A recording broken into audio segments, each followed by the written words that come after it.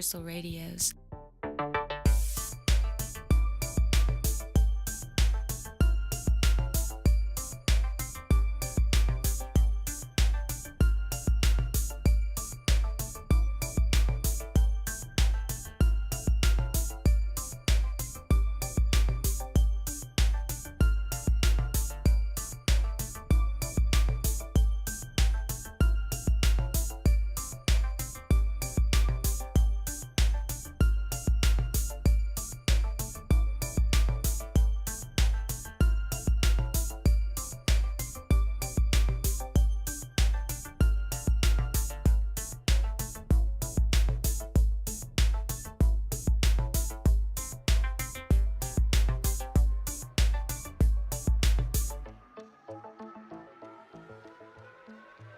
Quartz crystal radios.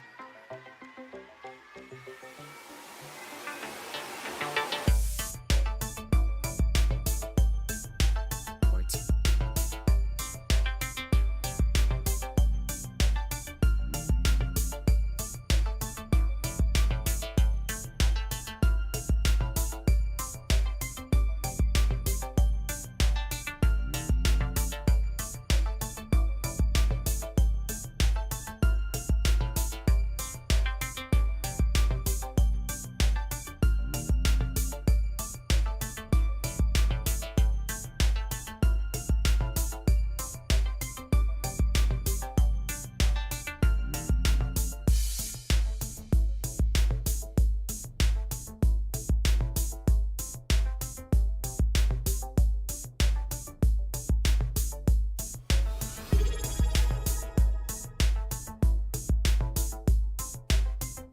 Nemesis 971 retains his knighthood for 19 months. Yo.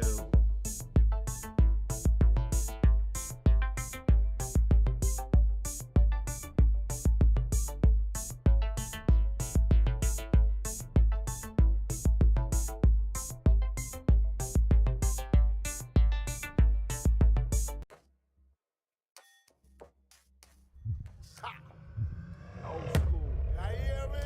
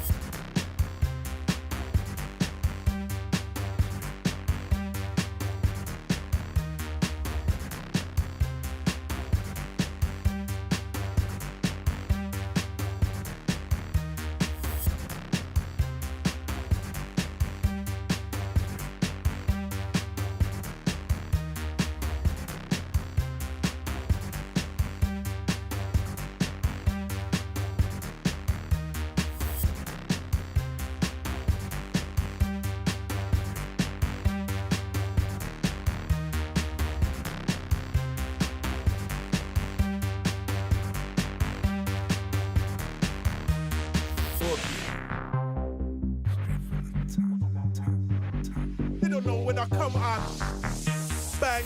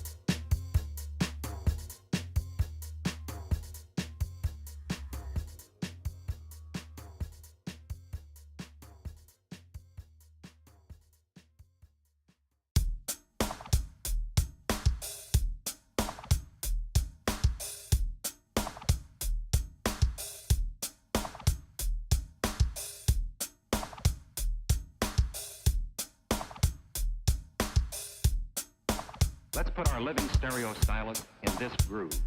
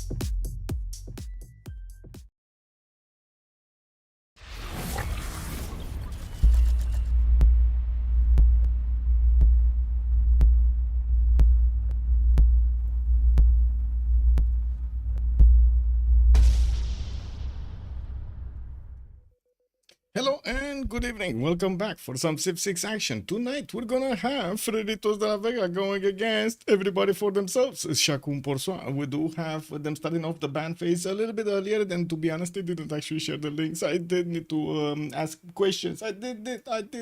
Give me a second so I can actually take a look at what's going on over here on the screen. There we go. I needed to open this so we can actually take a look at the pick and ban phase. I do also want to say hello to everybody. Pe canal de Beasley, de professor de physic. Good evening, sirs, and welcome. I did see Rafael Machiavelli. Good evening, sir, and welcome Eddie Coffin. Welcome, sir. Muzdra, thank you so much appreciated, sir, for the sub. Also, I did notice Athena just came along. Oh, okay. Hello, Athena. Yeah, talking about Athena earlier. Tidos, good evening, sir, and welcome, Bordanian. Also, good evening, sir, and welcome. Thank you so much for picking up that first promotion. Hello, sir. Welcome, sir. I did also notice. Whoa! I see a notification. It's Heine Dave. Good morning. Good morning, sir. Thank you so much for the prime. Much appreciated. Let's take a look. What map are we gonna have? The 7 Seas. We're gonna have the 7 Seas again, and it looks like Athena really wants to be in the spotlight over here, standing in between us. Oh no, Athena, is that your back standing in between us? Can you like move, please, Athena? Hello. Okay. Oh my God, she's at. Yeah. What can I say? Like really, what can I say? What can I do? What can I say? What can I do? Jeez. Oh my God. Yeah, she's taking over the camera again. Yeah. She's actually putting her, I think she knows we talked about her, so now she's putting her tail right in front of the camera. It's like, no, I'm blurring everything out. We're deleting. Yeah, we're back to the 7 Seas here. We do have, let me actually put this up a little bit higher, and I think this would be better.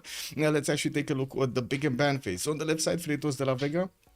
On the right side, we do have CPS. It looks like Macedon with Mapuche and CT are going to be banned on Freritos de la Vega side, while on the right side, we do have Konge, Norway, and Kupe being taken out. So, we've seen quite a bit of 7 Seas this week, so I think we have a little bit of experience of what might happen here. We did see actually one kind of normal game with balanced approach between the naval civilizations and the land civilizations, and then yesterday we had the opportunity of taking a look at a Diplo victory, a couple between Poland and Sweden managing to get enough Diplo favor to get that Diplo really quickly. They did manage to, I guess, outperform their opponents over there quite nicely. Very close. If they didn't win that last Congress, oh my God, their capitals would have been taken over. Now, we do need to see also Brazil being taken out here by Freritos de la Vega. On the right side, the Genghis Khan, Mongolia, is going to be the one not participating in the game today, and it seems like also Sumeria is not going to participate. That Diplo victory was definitely skin of their teeth territory. Yeah, it was so close, but amazing victory. One more ban for Freritos, and then we're gonna need to wait for CPS to do their ban, and after we're gonna actually have the picks. Freritos de la Vega is gonna set the tone for the day here with the first pick, and we're gonna need to see how CPS is gonna respond to that. Actually, quite a few times the players are choosing to go second pick, but there's no choice in the CivFR Squadrons. It's according to the bracket. Yeah, I think the bracket, and that's how it's called. Well, let's actually see how things are going on here. CC Pyro was asking for a slot for me. Okay. Yeah, it's all good. Noise. I just need to switch at some point with the spectator over there on the top. Hopefully, it's not going to break the lobby. Theodora is going to be banned by Freritos as their first ban, and we're gonna need to see how CPS is gonna do. Oh, Chandra Gupta, they're gonna do Chandra Gupta nasty here. CPS not gonna allow him in. He's gonna stay at the door, while Freritos will need to pick up their civilization. It looks like they're slowly taking their time about this, just taking in the information, what kind of bans they see, what kind of civilizations are still open for them, and also what do they feel like playing tonight. We're gonna need to see how Freritos are gonna try to get the win against their opponents here, CPS. And let me actually do one thing really quickly. Click on this, then click on this. There we go. And then click again on this. So we do have on the side of Freritos de la Vega, Malm, Chuck, Complete, Sprig, and Ulas in the same comms. I would imagine Ulas is actually just directing what's going on in the pick and ban phase, not actually playing in the lobby. We're going to need to see if he's going to join. I do see Malm over here with Sprig, with Pompey are already in the lobby, and Chuck. Okay, there we go. We got them. On the other side, we do have Pyro with the TPI, Salto, and Tapir showing up today for Chacun Pour Soi. And since the first pick was chosen, Tokugawa is going to be their choice for today. We're going to have the Japanese leader here getting those internal trade routes and making a lot of stuff. We do need to see how CPS is going to go next with 2 picks to go for. Are they going to go for an internal? Are they going to go for something else, a little bit more damage needing at the beginning of the game? Or are we going to see what happened yesterday with picking in Poland over here? It's gonna be naval, so they're gonna go for Dido, which is gonna challenge. If it's gonna be on the same seas as Japan, it is definitely gonna challenge Japan. And we're gonna need to see also how Rome is gonna spawn. Where is he gonna spawn? And now we're waiting for Freritos to get their second pick on the table here. And getting my chats in order. Oh, I just realized. Yeah, we got 7 Cs again. Also, hello there, Night Roar. Good evening, sir, and welcome. Just give me a second so I can pop out the chats. And there we go. One chat is popped out. And I do also want to say hello to everybody on YouTube. Just give me a second, please, so I can get these chats in order. Now, Volkar, good evening, sir, and welcome. And also, Athena, yes, Athena. 7 Cs again. I like Tilted Axis more. I mean, to be honest, yeah, Tilted Axis is quite an interesting map when it comes down to the strategies that we do see played out there.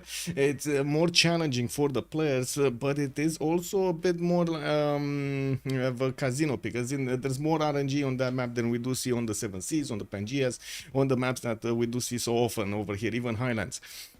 It looks like the second pick of Freritos is going to be Babylon with those 3 buildings in the first districts. Ooh, that's going to be quite nice. We're going to have him also building his Palgums and benefit from the food. And we're definitely going to need to see him get those science and culture points. Well, now they're going to need to go for another 2 bans on each side. Also, this max total casino. Yeah, max total casino. KW. Also, if CPS goes culture civ next for a pick, I hope it's something unusual, at least like Bull Moose Steady. There might be. Also, Battlecruiser, good evening, sir. How's your MMR pushing going? I mean, I played a little bit, how to say, I played a little bit with Dota and got out of the turbo. I just said, okay, let's actually try a little bit of rank, like longer games and so on and so forth. Oh my God, man, so RNG what's going on over there. But anyway, I still have fun, so whatever. I don't know. I got placed in like 812 or something like that. I think I just won a game earlier, but anyway, it is what it is. I was thinking if I should actually record them and maybe put them on YouTube or something. At some point, if CPS goes, Malman, his customer were like, why no Spain ban? And there it is. Yeah, there it is. Well, we do have Spain taken out, Varangian being taken out, and I do see Zulu is also gonna be taken out by Freritos. Only 1 band remaining for them to choose from, and I think we're gonna need to. If Malm is a spectator or a player? Wait, is a spectator or a player? I really like Sweden yesterday. So much potential for 3-game wins. You just can't be AFK against her. Yeah, you cannot. So I think he's playing. I'm pretty sure he's playing. Also, what's going on here? I got tagged.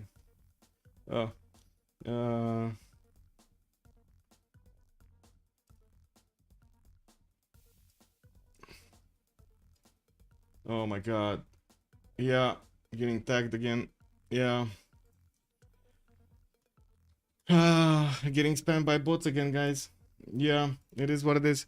Anyway, Catherine de Medici, the Black Queen, looks like it's gonna be taking pause here. Freritos de la Vega did take it out. CPS will need to pick their 3rd civilization, and then we're gonna have Freritos needing to finish their draft.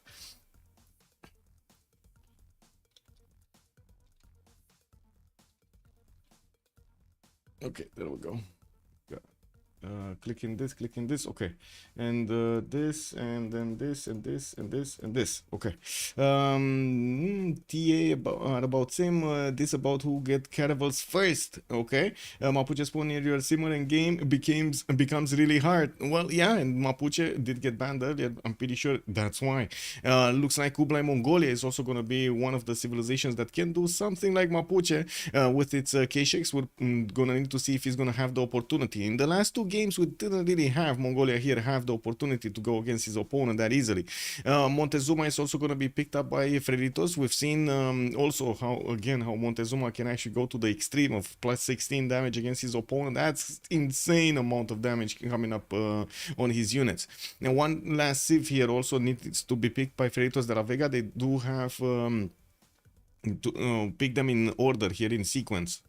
47 seconds to go. You need to fix your spot in the game. You're currently listed as the T2. What? I think he's the spectator, maybe even the host actually. Yes, I know, but I need to actually wait for them to join. As in, I don't think I can. Anyway, I'm gonna switch later. CivFR can make it that nobody can coast with another Civ. Though, yeah, it is kind of weird actually on the CivFR. Just a couple of steps to be fluent in French. Also, Uko Supreme. Good evening, sir, and welcome. And oh my God, why are you talking about Eurovision, man? That's anyway. Let's see what's going on here. Freritos de la Vega will need to pick up a Civ. Gran Colombia. We talked about yesterday about Gran Colombia, and looks like it's showing up today. Gran Colombia here does get a free Commandant General every era, and will have, as you can imagine, a lot more production available for units at the beginning, which will allow him to maybe chop a few horses and send them to his opponents with his Commandant General. We'll see how the land looks like between him and his opponents, if he's gonna have the opportunity or not. It doesn't always happen. Cleopatra Egyptian looks like it's also gonna be the choice of CPS for them today to get the gold generation going. To be honest, I think they already have a lot of gold. So like chat was mentioning here, maybe something a bit more towards culture, maybe something a bit more specialized in something else like production or something, might be a better choice here for CPS. Not that Cleopatra is a bad choice, definitely can work. Although I do think in this matchup of civilizations, they do need something tougher to hold on. Tokugawa, Babylon, we got Montezuma, Gran Colombia. It seems like CPS here does have a bit of a slower draft than we do have on Freritos de la Vega. We do need to see also them starting to get into the correct slots. They did just finish the draft with last choice over there being Cleopatra, locked in. Egyptian, that's the Cleopatra Egyptian one. Yeah. Anyway, man, the support one, kick. Yeah. Okay, so I did switch with the TPI, getting the spectator slot, click on this, and so wait, if Malme is actually playing, we're gonna have Ulas join, because he was the fifth one, right? The one's missing from Freritos de la Vega, or is he gonna move down? I don't know, one or the two. One or the second, actually. I think this is the first time I see Michael saying, why do you always sign your glorious hair? I don't know, at some point my father told me, like, wear a hat, you know, just wear a hat. And I said, okay, sure, I can wear a hat. Egypt is okay. And then the stream liked it, so, you know, I became like a hat man. Scared man. Egypt is okay for cultural defense, but definitely not a CV attempt for CPS. Yeah, it doesn't seem like they're gonna have that opportunity with Egypt. Or maybe, we'll see if they do manage to get it from the beginning. You do need to actually get a certain setup going from the beginning to handle that. We'll see it definitely in his sim and early options. And while the players are starting to get all into the correct slots, we do have Spring needing to pick up their choice, his choice. I guess a lot of them actually will need to pick up their choices. Tapir, Malm, and Sprig. CC Pyro is going to go for Cleopatra Egyptian. That's the top slot, by the way. He's going to have the highest priority. So definitely going to go for the wonders here and some great people. ETPI going to go for Rome. We got Chacun, Montezuma. Salto is gonna go for Dido. Man, we don't know yet. Pompey, Simon Bolivar, Tapir. I don't know. He's not picking anything here. They're keeping their choices a secret. We'll see exactly who's gonna pick what over here and what kind of luck they're gonna have when we actually get into the game. What are gonna be their spawns? Michael hates Eurovision just as much as he hates granaries. No, actually granaries is no. No, the granaries are awesome. Are something that you actually need. Eurovision? No, you don't need that at all. It is what it is. No Indo Lancer. Good evening, sir, and welcome.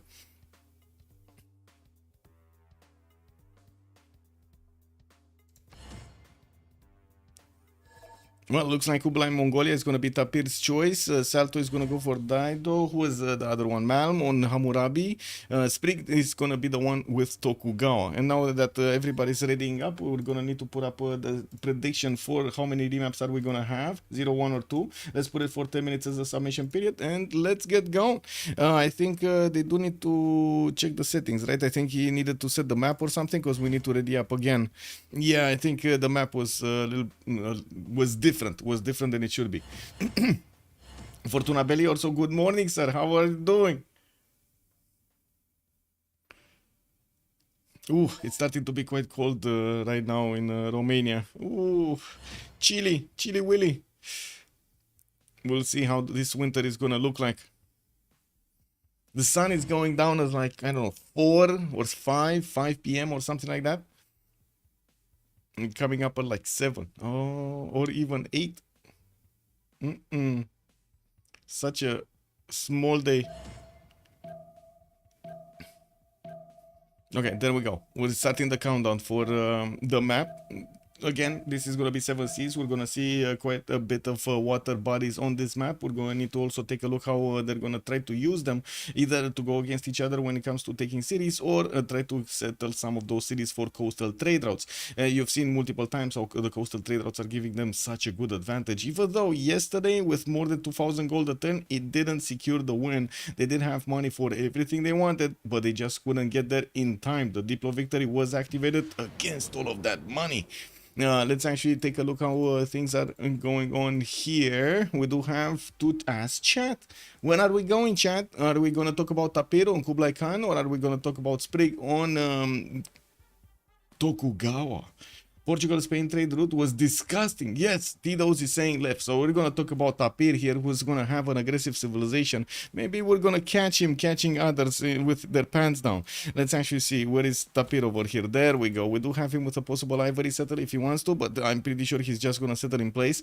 He does have another 131 ivory next to him and the sheep tile to give him the extra food. Quite a few chops, not bad for an early settle, and I do see he's going to have multiple cities here to place. Unfortunately, well, he does need to actually space them out a little bit if he wants to get as many cities as he can here.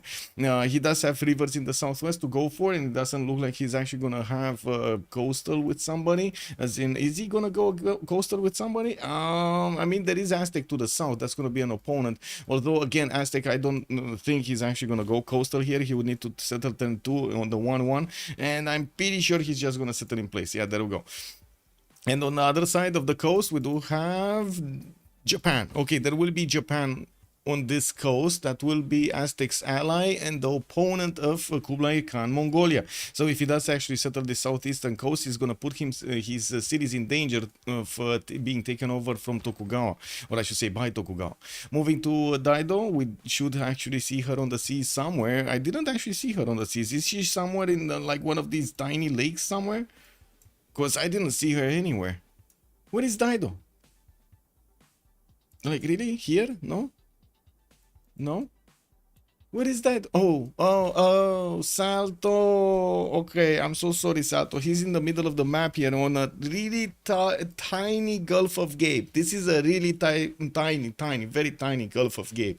We do have him, yes, with some spice tiles in the second ring and some turtles, which are going to be good, but he does need to invest time and or money into it. And we do also see he's going to have a decent amount of tutus around, some horses, and I guess he's going to settle at least 3 cities over here on this Gulf of Gabe.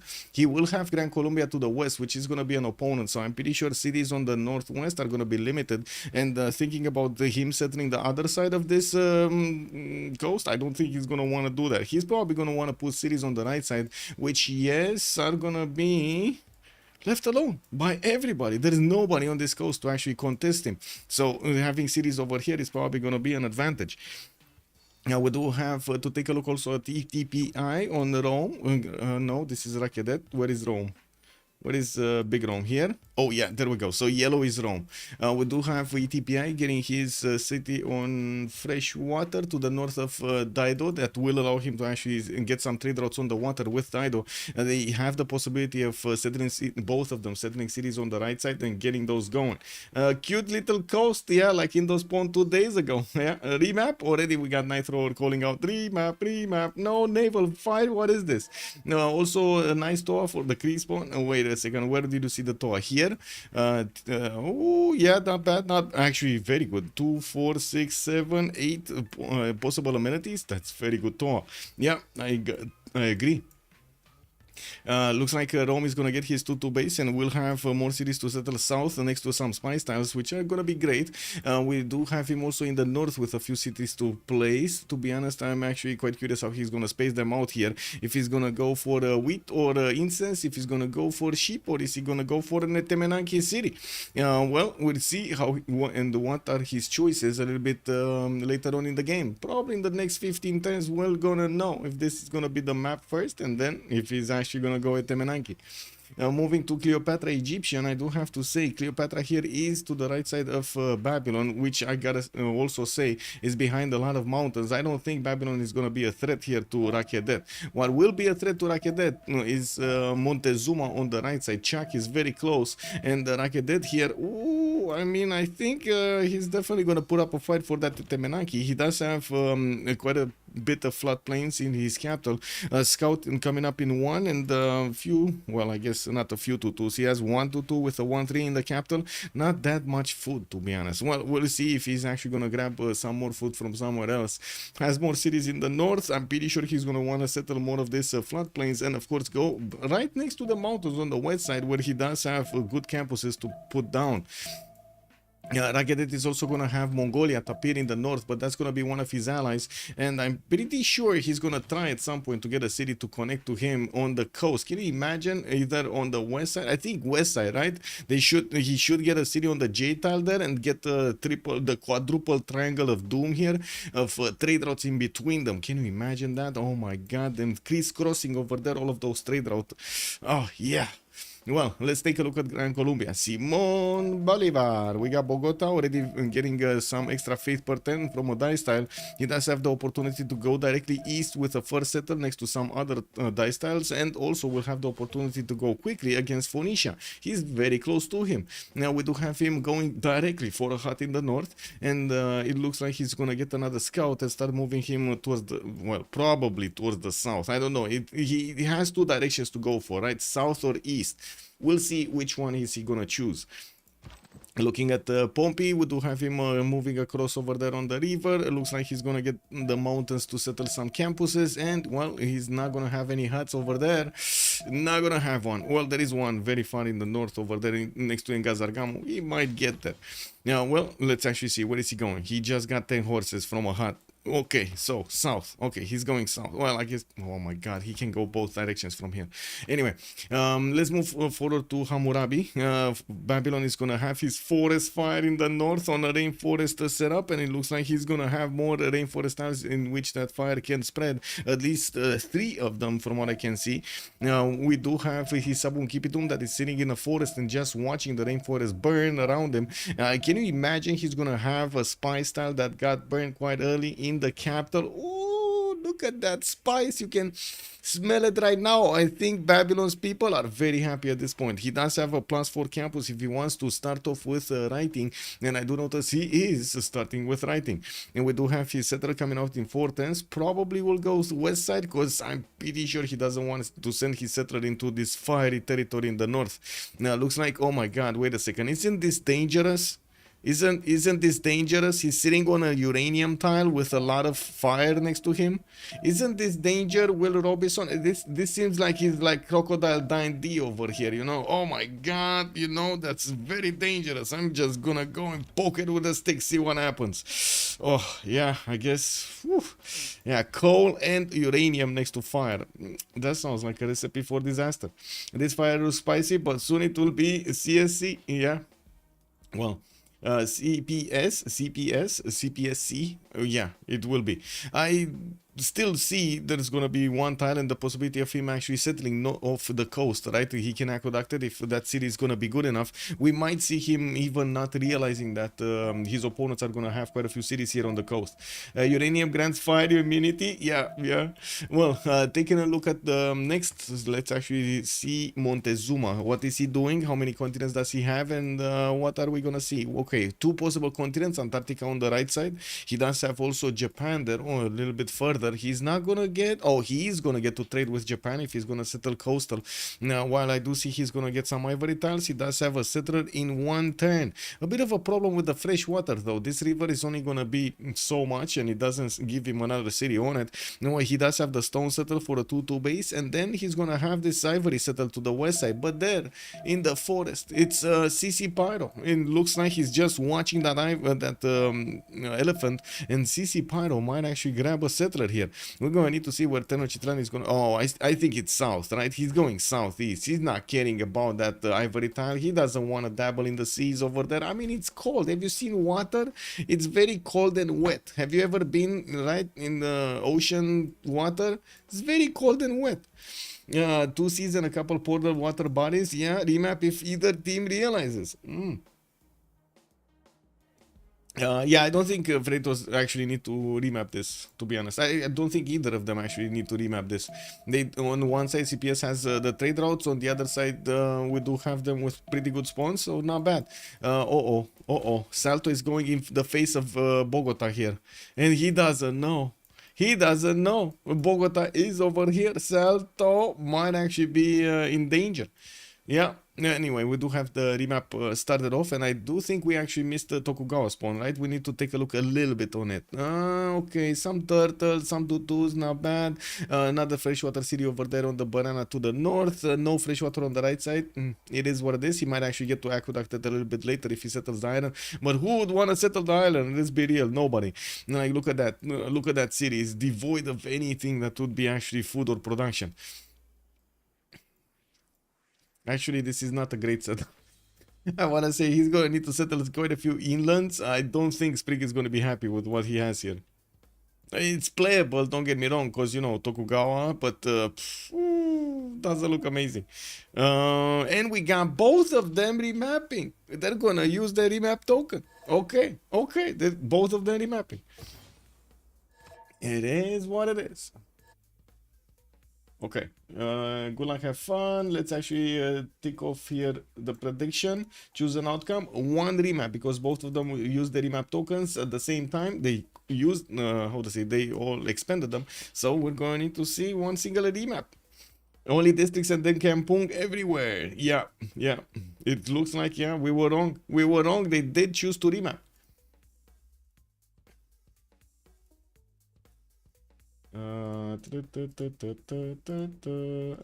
Wait a second, I'm just clicking buttons over here to set up my settings. Okay, that should be fine. Why would the brothers remap? Japan?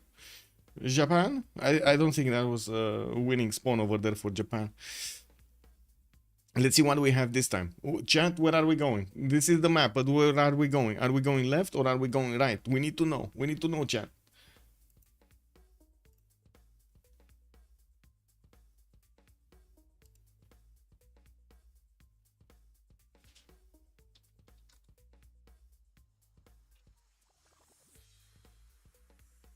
Also, Marcio Fernandez, good evening, sir, and welcome. Hello, Michael, pleasure to see you. Same from Portugal. Hello, bom dia, senor, and welcome.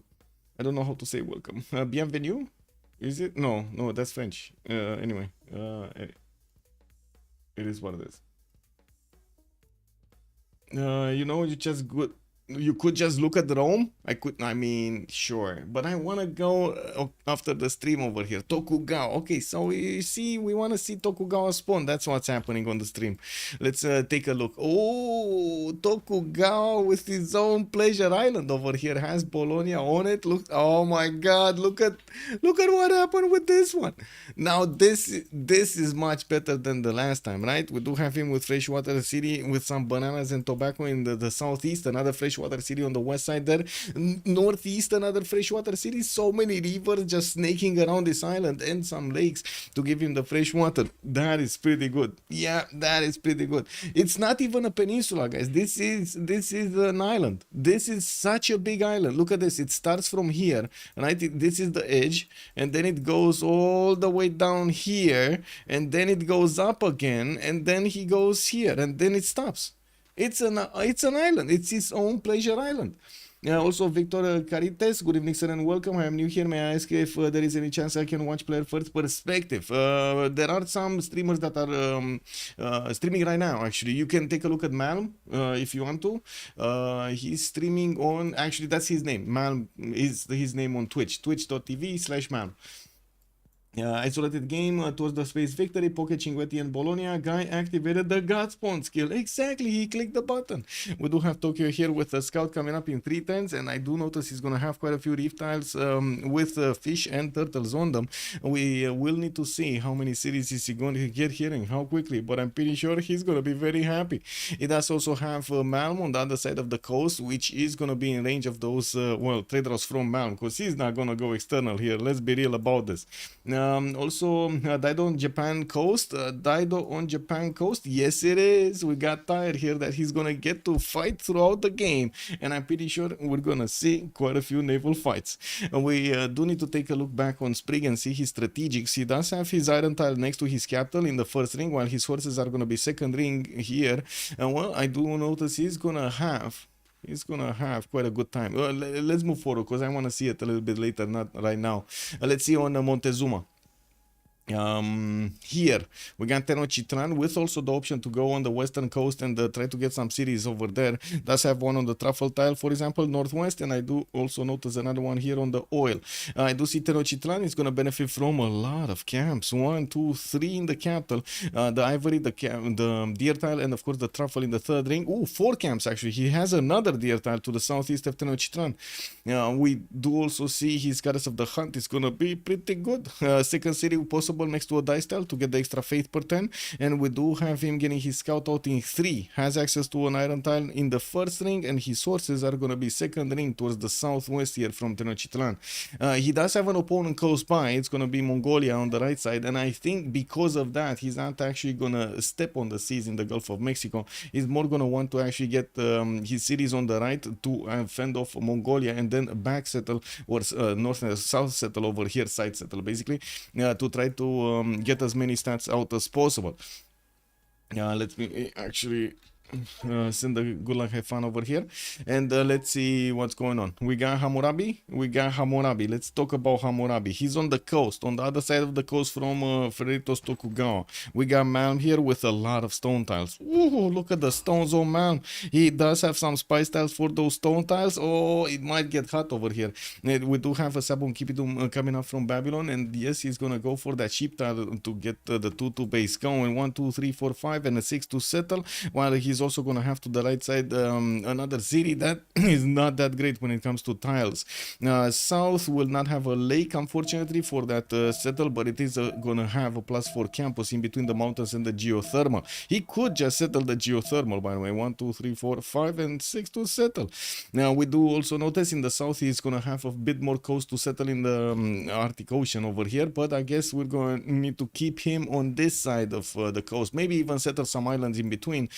If he does manage to get something like God of the Sea, he's gonna get that extra production point on each of these coastal resources and will make them workable. Daido 2 versus 1 versus Japan and Babylon, or just 1 versus 1? Good question. I think Babylon might actually get into the fight also, but mostly it's probably gonna be Tokyo bringing the boats to the fight. We'll see if anybody else is going to get the cities over there. Also, Kublai can win a game if push Daido in time.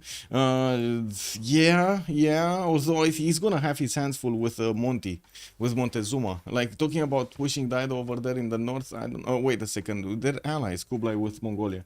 Kublai with Daido. Kublai with Daido, they're allies.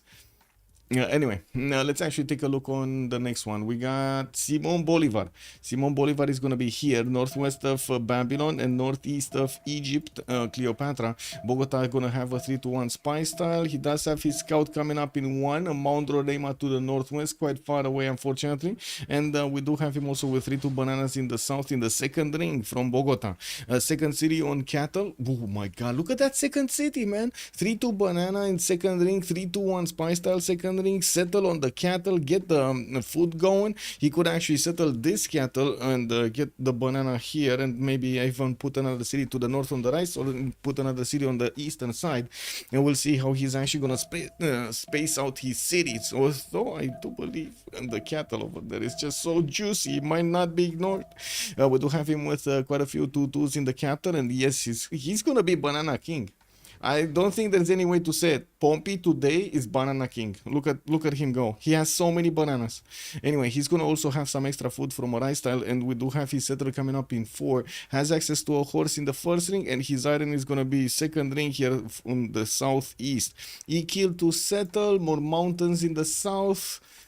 That's pretty nasty non-freshwater territory here between him and the Babylon. I don't think he's gonna be happy about this, but you know, it is what it is. He's gonna get the trade routes in the water anyway, and that will help them generate the gold, so at least that's gonna be happy. Now Cleopatra will need to be expanded to, so he can do something about the CC Pyro here. He will need to expand towards the southwest, where he does have multiple cities with freshwater rivers and so on, that he could actually get closer to CC Pyro.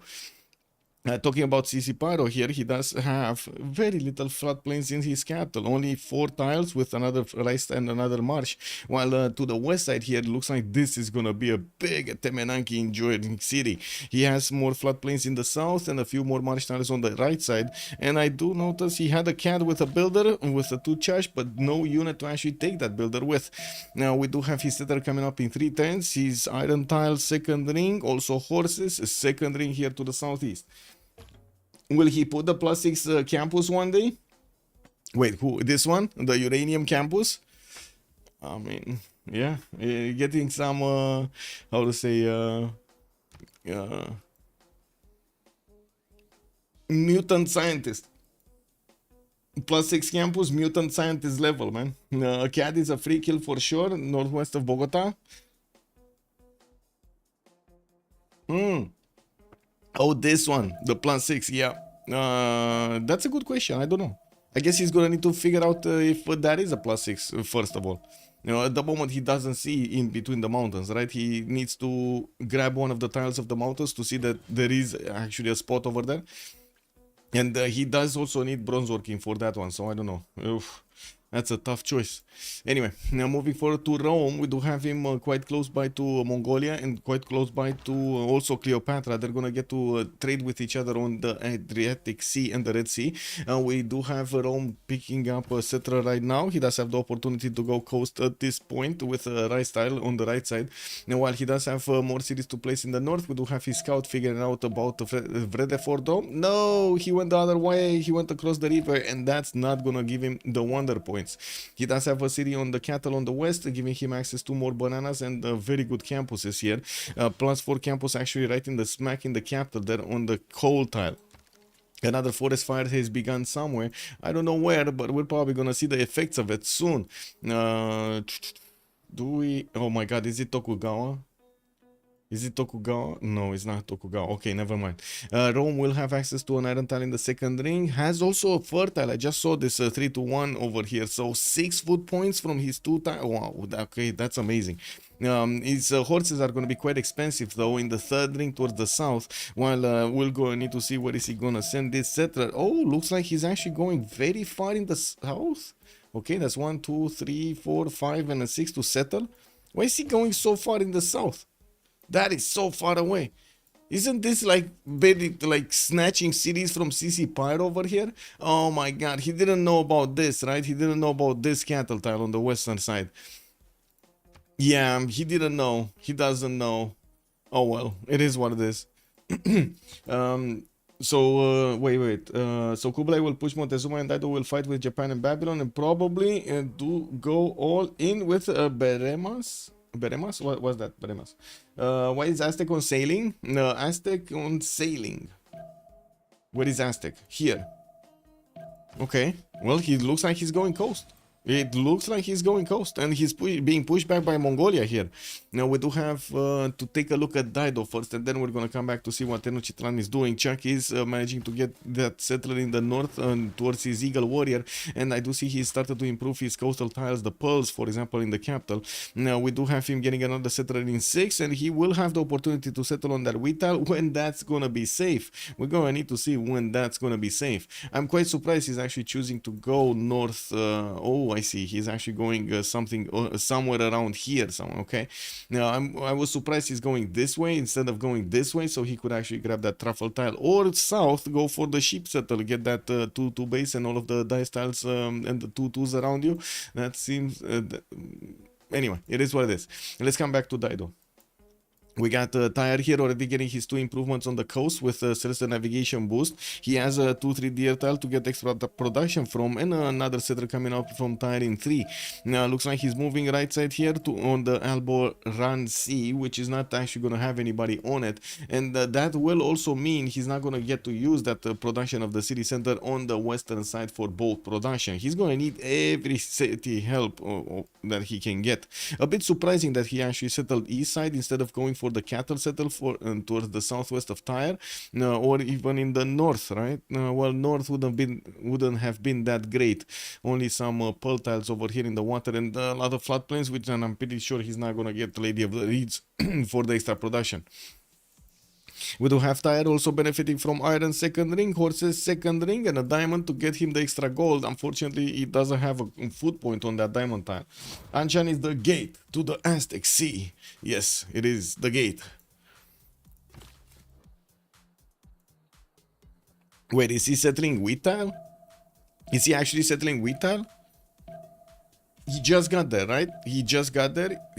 He might actually settle wheat tile. Oh, looks like Mongolia keeps on punching through this Aztec warrior, and we do need to talk about Mongolia here a little bit. Yeah, there we go. Ishtapaloka just got settled next to those truffle tiles and the sheep tile.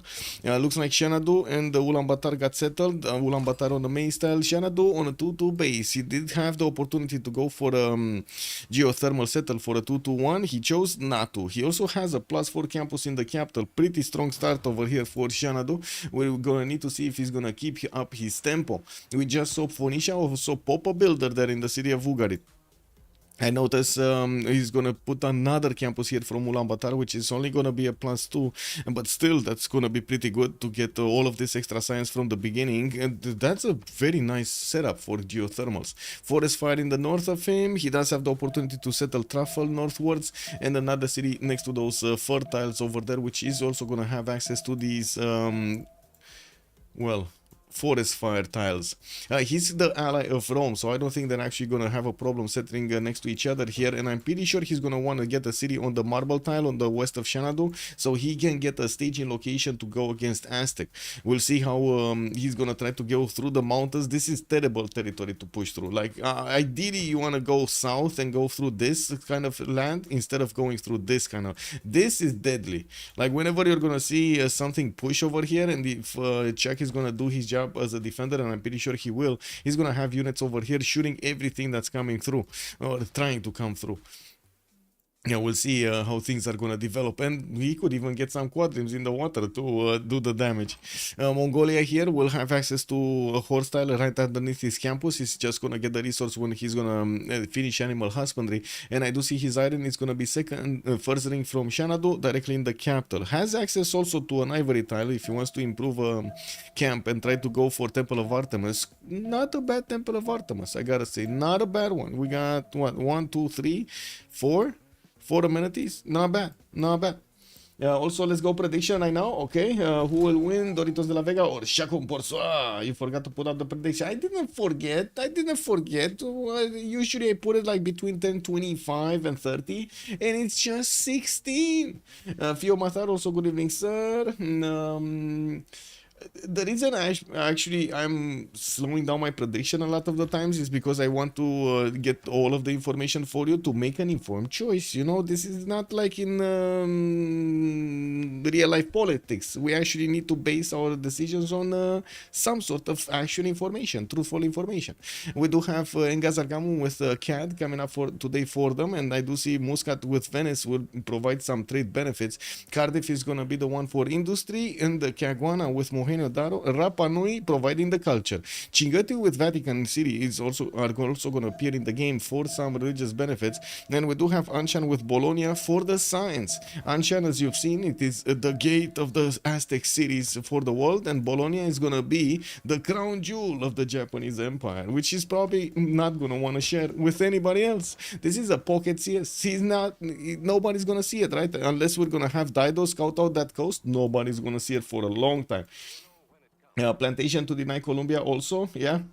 Exactly, Halosar. Look, exactly. Later predictions make for bigger pots because people actually trust the information, right? Trust their opinions. 7 amenity tour is not that bad. Exactly, Anne-Leclat. Good evening, sir. Let's put up the team labels and then I'm gonna put up the prediction. Let's see. Team 1 is gonna be CPS.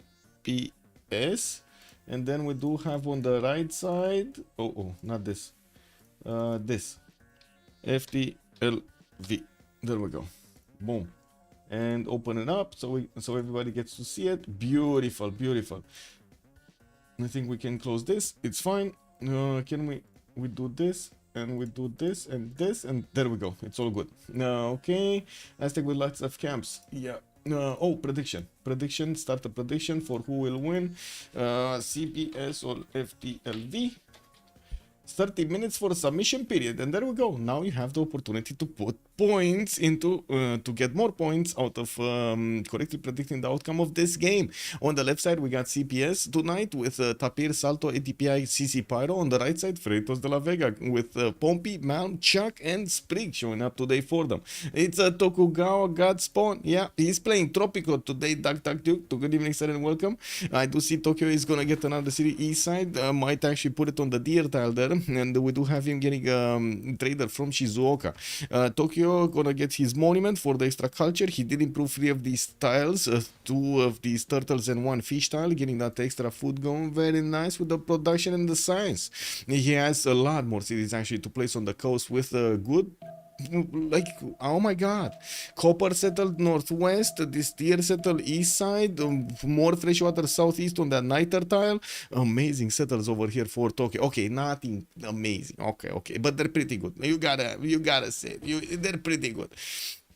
We do have him also getting those traders starting to work between his settles and the capital. We're definitely going to need to wait for more districts here for that capital to become great. If I remember correctly, we do have Tokugawa here getting his domestic trade routes with +1 culture, science and gold for every specialty district at the destination. So he does need to build districts in the biggest city he's sending those trade routes to, so he can grab those yields. Freshwater for a naval civis, always a good thing. I mean, who doesn't like more housing, right? I mean, yeah. Let's actually take a look if they did start to pick up pantheons. We got Babylon here. Oh, snatched lady of the reeds and marshes from poor old Egyptian Cleopatra over there. Not gonna let CC Pyro actually play in the mud. Wait, what? CC Pyro?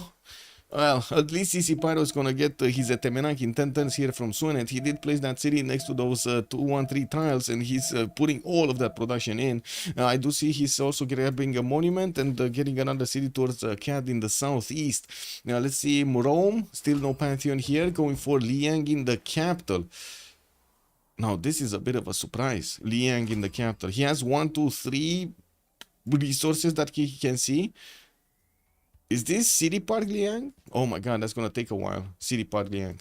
Anyway, Lugdunum did get placed into the south here. He's getting another scout from that city center, and the city did get hit by a flood, so it lost a bit of HP. It shouldn't be a problem. He does have a builder moving in between, and it looks like he did settle that cattle on the western side of Rome. It looks like also Mongolia is sending a city towards the north. He doesn't like the truffle. He doesn't like the pigs over here next to the river, so he's gonna settle on the other side. Okay, I mean, sure, yeah, you do you, bro. We got Mongolia here putting down that campus, and I do see a campus two turning in Xanadu, while he's not growing anymore. He's only on 3 pop, and he does need some food here from something. He definitely needs a builder to actually get to improve some of these food tiles. He did also put his Mongolian warrior into danger zone. I do see an Aztec Eagle warrior is going to try to smash it down and maybe convert it into a builder, because who doesn't like free builders? Let's actually see Egypt, still no Pantheon, okay. And I do see the warrior of Mongolia shift entering out of the way, trying to be as safe as possible. Goddess of the Hunt has been chosen by Aztec as a Pantheon. He already has a deer tile improved and getting the 3 to 4 gold per turn there in that tile. He's also going to start improving his truffles on the west side of Ishtapaluka. Those will be 3 tiles that he's going to get more points from. Amazing, by the way, second city here. I still would have preferred to have it on the truffles, so he can actually get boats out if need be, and of course set up some coastal trade routes if need be. Montezuma here is the ally of Tokugawa and the ally of Babylon, so yeah, they're gonna be on the same coast. They do have those trade routes to connect it to each other. Yes, it's gonna be dangerous with Phoenicia in the north, and I do have to say Phoenicia did pick up Goddess of Tides to get that extra culture from. We do see him also getting his monuments, and oh my god, he actually settled Carthage. He actually settled Carthage. That city is doomed. Don't get me wrong, he's gonna make it work somehow, right? At least it's 1 pop and it's working a good tile, a 2-2-1-1-1.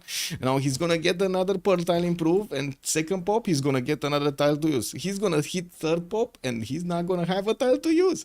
Look at that, only like what, a 3 food one, a 1-1. What is he gonna use here? This is quite a problem city. At least he's getting some culture from the improvements of the resources. The cattle settled to the south, though, has no coastal resources in sight in the first or second ring, only third ring of fish, and that's going to be a bit too expensive to improve. At least he's going to have some chops here, and of course he will have the possibility of maybe connecting his districts to the city of Tyre. I'm actually quite curious to see how Phoenicia is going to get his setup going on Gavron Plaza and everything. Is it all going to be here? Is he going to be here? Like, where is he going to be? Anyway, let's see next. Mongolia, still no Pantheon. Okay, he did finish his campuses, and now he's 12 science with 3 culture, getting those monuments out. I do see Rome already starting to improve his horses, and well, Rome is the ally of Cleopatra, so he's definitely not going horses into Cleopatra's land. We'll see if he's actually going to find a target. He does have Dido here also on the west side, another ally, and his only opponent is going to be on the other side of the coast, behind the mountains, Gran Colombia. Way too far away to actually apply some military power. Hunde Priester also 26 GPT on Aztec. Let's see if Freritos can convert it into something. Yeah, I think that's Goddess of the Hunt, right? On Aztec. Chuck did get Goddess of the Hunt, so he's getting all of that juicy gold going. Look at the 7 gold point truffle tiles here. And his Eagle warrior is still hunting down the warrior of Mongolia. Looks like he got caught in a forest here, and then the Mongolian warrior is gonna get to across the river. He's gonna try to get safe back into his cities. There's another scout from Mongolia in the south that's taking on an Aztec slinger, and it looks like the slinger is winning with some rocks. We do have 4th city also coming out from Tenochtitlan. No yet, I wanted to say no districts yet, and then I see him starting to place his triple encampment setup over here. Okay, well, Ishtapaluka and Texcoco gonna go for 2 encampments. Let's see if Tenochtitlan is gonna try to get one. Yeah, free builder for Aztec feels good, man. Feels good, man. Yeah. Okay. God of War and Plunder for Egypt. We do have him getting his Temenanki in 4, also plugging in Liang there to get the extra production from those tiles, and I do see he's starting on his commercials. Well, we're 1023, we still have quite a bit to go until the next era, and well, we're going to need to see if they do manage to cross the threshold. Usually in the 4v4 scene, it's not that big of an issue at the beginning, but still, we've seen some niche scenarios in which the players just couldn't get their golden ages. Bogota religious settlements on Gran Colombia did settle Panama on the right side, and yeah, he's gonna actually have a coastal trade route at some point with either Babylon or Tokugawa. He's getting 2 new settlers from Guayaquil and Bogota, and we'll see where they're gonna pop. Mount Roraima to the northwest is just waiting for them to settle there. Of course, Ikil also in the south is gonna be a pretty good one, either on the stone tile, on the fresh, on the flat tile. Temenanki coming off from Malm in the city of Durmuti. He did pick up Lady of the Ridzer Marshes, but I gotta say he's quite late on this. In 3 turns, Temenanki is gonna finish on CC Pyro's Empire of Egyptian Cleopatra. Looking at Tokugawa, we do have him starting off on his 4th and 5th settler from Tokyo and Shizuoka. He's getting Moksha in 2 turns there in Tokyo and finishing his harbors. Looks like he's actually gonna want to take down Bologna from what I do notice. He has 2 units on the land next to it, scout and a warrior, and he does have 2 galleys that are going to get into that city's border quite soon. The city is mass producing warriors every turn here, and it does look like he has a lot of them. It's kind of surprising that he actually wants to take this down, because Science City State pretty good, but I do have to say another city is still going to be pretty good for him. We'll see exactly where he's going to settle all of his next cities. I'm pretty sure Tokyo is going to send this one to the Niter tile from that capital, and Shizuoka is going to send this one to the Copper, but we're going to come back to confirm that. Also, can Babylon chop at Temenanki? Otherwise, I don't understand why he starts it. He cannot chop it, no. Or I guess he does have a builder coming up in 2 turns, but that's going to be 1 turn away from having it finish on Egyptian Cleopatra, and it's just not going to be enough time for the builder to get into a tile that he could actually use to chop.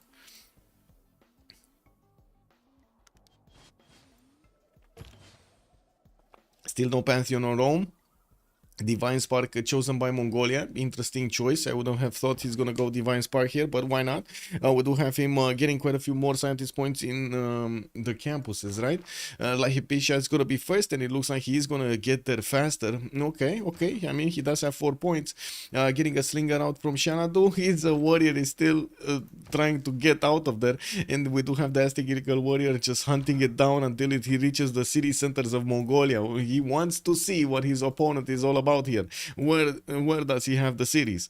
Looks like Chuck did send one of his scouts in the tundra here in the south, and he's also retreated his slinger in Tenochtitlan to protect the encampment and his horse tile.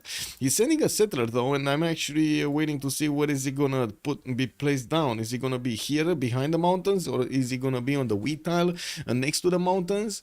Using Liang in the capital is gonna allow him to get the extra food on all of his resources and that extra production, which is gonna be so valuable. He has 1, 2, 3, 4, 5, 6, 7, 8, 9, 10 resources that he's gonna get. 11 actually, the stone tile in the 3rd ring here to Tenochtitlan. 11 resources that he's gonna get the extra production and food for. Show Vatican, please. Vatican. Okay, Vatican is getting hit by Phoenicia, by Salto. And we do have Tapir sending one of his scouts there. But man, that Vatican city does have a lot of warriors. We do have also Phoenicia with another Birim that is full health. And we're probably going to see it bonk against Vatican City to take over from the first one. Cotton's coming down. I do see Liang starting Tyre for the extra food. And we're going to need to see if he actually is going to click on the extra production. Also, this city is pretty good with Liang. 1, 2, 3, 4, wait a second. 1, 2, 3, 4, 5, 6, 7, 8, 9, 10 resources here. Not bad. Killing Bologna. Oh, what the hell? Why it's best blue CS? It's a free Divine Spark. Yeah, but it's still gonna die. It's got put under siege, and it looks like Sprig is gonna take that down, even with the warrior defending it inside. We do have the Japanese units wrapping around it on land, and it does seem like Bologna will have the opportunity to take out the scout on the right side, allowing the city to, well, not be under siege. A huge mistake to kill Bologna, not enough information. Well, let's see. Let's see if it is going to be a mistake or not. I do have to say, Bologna's warriors are not going back to help out that city center. They're going to just keep on going to Shizuoka. They got mad. Their houses are on fire and they got the word up, and they're just going to go and do the same thing to the Japanese cities. We do need to see if these settlers are actually going to get where they want to. And I got to say also, Japan is not choosing to go south here. He's going north somewhere. We do see him on the 2-2 next to the fish tile there. Okay. Not bad. No, that's not a bad city either. Getting the 3-2 banana over there is going to be quite important. Anyway, Gran Colombia, we did see this. Egypt, we did see this. We just saw Etemenaki finish. We do have a builder that will need to start improving those farms. And I do see he did get a slinger to protect them. Has a trader already working internally. And Liang established in Swenet, but didn't get the extra production in that city center yet. Now, well, we do have commercials from Cume and the other cities of Rome, putting down a Gavron Plaza here. And the interesting placement, I would have thought he's actually going to place it somewhere next to the mountains, so he can actually get some extra adjacency towards campuses. Although I gotta say, it would have been weird. He could have placed the one here, for example, and but he would have needed to take out the 2-1. He just placed it in a site, in a tile that he's not going to actually take out anything. Did he discover bronze, or why didn't he put it on the iron tile? Maybe he didn't want to spend the gold or something. Anyway, now we do need the 1 point here for Tapir. He's 1 point off from getting his golden age. And I do see that Eagle Warrior is still hunting him down. His warrior is still being hunted down. We do have encampments. The first one from Konakorum. Ulaanbaatar did get 4th population, but I don't see a district yet. And we do have 2 archers that are going to be available to push back the Eagle Warrior soon. Encampment's finishing on Aztec. He's starting to roll those general points slowly but surely, and I do see Mongolia is going to pick up Hypatia in the next 3 turns. Okay, Aztec settlers still moving across. Oh my god, if only he could actually aqueduct this city. Can you imagine later if canal this city. If he manages to get the canal on the between the seas and the Ishtapaluka, he's gonna have like 3 cities worth of production. If this one is gonna settle here on the wheat tile. I think this one is gonna settle here on the wheat tile. I'm not sure though. He might go 2-1, right? He might go on the river to the south. Where does Chad think he's gonna go? Where do you think he's gonna settle wheat tile, or is he gonna settle back on the 2-1? No need to make big canal. Yeah. Lysenfjord? Yeah, there is a Lysenfjord here. Lysenfjord. Single canal on forest southeast of Ishtapaluka. Single canal forest. Oh, over here. Yeah, but then he's gonna need to take out Anshan, right? Yeah, he's going to need to take out Anshan. Yeah, true. Between the wheat and the stone. Between the wheat and the stone. So, yeah, he's going to 1. Okay, he's going to 1. He's not going to go that aggressive into Mongolia. Okay, makes sense. Doesn't want to go that aggressive. Gavron Plaza from Racket Dead. We do see God of War and Plunder here chosen by CC Pyro to get the extra points on his commercials. Merchants, generals and admirals are all going to be 1 point more. Mongolia still getting there. Babylon.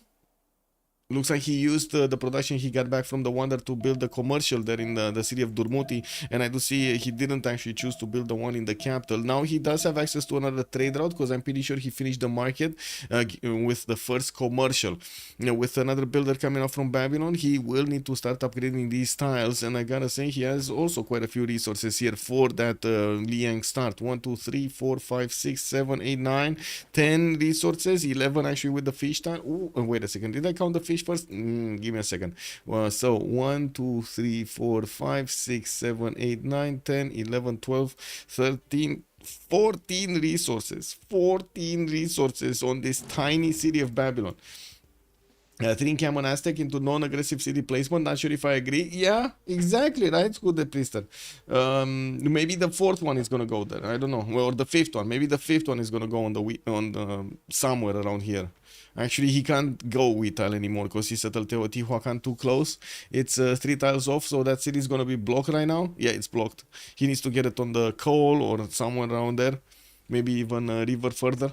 Anyway, his Eagle Warrior did the end up face first with some archers in Mongolia. He's not happy about this. We are turn 29, and we do see that everybody did manage to get their golden ages, and we do see some builders in the new settler coming up from the cities of Mongolia, while I do see the builders are starting to improve his horse tiles and sheep tiles. We will need to see him finishing that encampment in the north so he can start getting some general points. Aztec already on 1 point, but then he's gonna finish another 2 encampments next turn. Not to mention, we'll start off on the projects pretty soon. We do have Daido with 5 cities. He did manage to take Vergan City. Looks like Bologna is still alive, but Japan is probably going to take it out with his boats here. There are... Oh my god, man. All of these warriors killed off the units of Japan. Sprig is not happy about this. He lost so many units here. Toxist, thank you so much for the follow, sir, and welcome.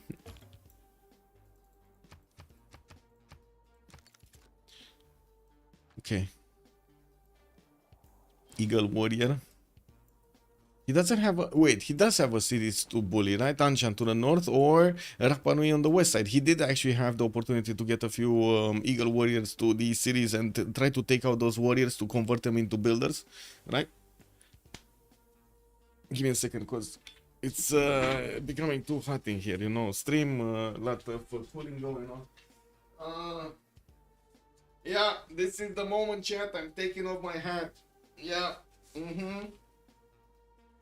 Yeah, you didn't see anything, okay?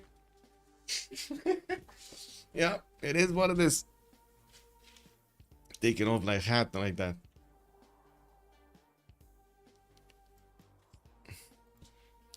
Okay, 5 food rice tile over here to the west of Tenochtitlan. We do have his government plots also coming up in 2 turns, and I do notice he did not yet go for the production on Governor Liang. He might actually go after the government plots, no? The 3rd title.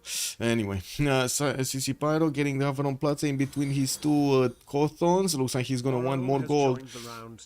Maro, thank you so much for the follow, sir. We do have a monument in Ainuk who got it, gonna get the lighthouses. Carthage also gonna get the lighthouses. And like I said, man, he doesn't have a 3rd tile to use. He did grow into a 1-2, so I guess he's gonna use that. While he might actually get the opportunity to switch the horses to that city center, so he can actually work a better tile.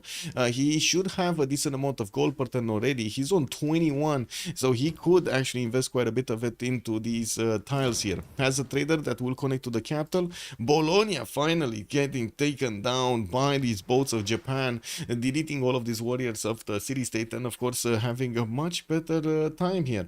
Wait a second, he's going on the tip. Sprig is going on the tip. He's gonna tickle the tip. Yeah, I mean, that's a beautiful 1-3 and a beautiful harbor. Can't say no to it, but man, oh man, why would you tickle the tip like that? Yeah, 29 production on Mongolia. Yeah, that's kind of low. That's kind of low, man. Tapir does have 17 science with 17 culture, but 29 production, it's quite terrible.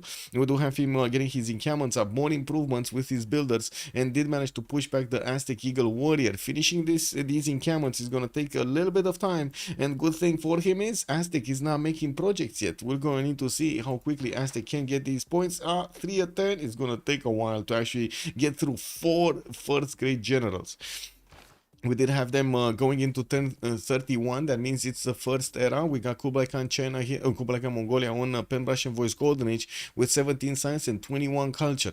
On Daido, 14 science, 17 culture. We do have him with a Pen Russian Voice Golden Age, but 64 production. This is a lot of tempo here for him, and I'm pretty sure he's wait a second, interesting. I wanted to say I'm pretty sure he's gonna get more cities soon, more settlers soon, and then I see audience chamber, and my mind was like, why no ancestral hall? Why didn't you go ancestral hall here? I do have to say he doesn't have a lot of cities, but he could definitely benefit from the extra builder in them, like another city here, another city here. That's 1, 2, 3, 4, 5, actually 4, yeah, 5, 6, 7. Another 7 cities. He can settle another 7 cities here. Anyway, it is what it is. We do have also ETPI, 13 science with 29 culture on Rome, 3 cities strong with Moksha in the capital. He does have markets also being built. Oh, wait a second. I'm watching the wrong Civ.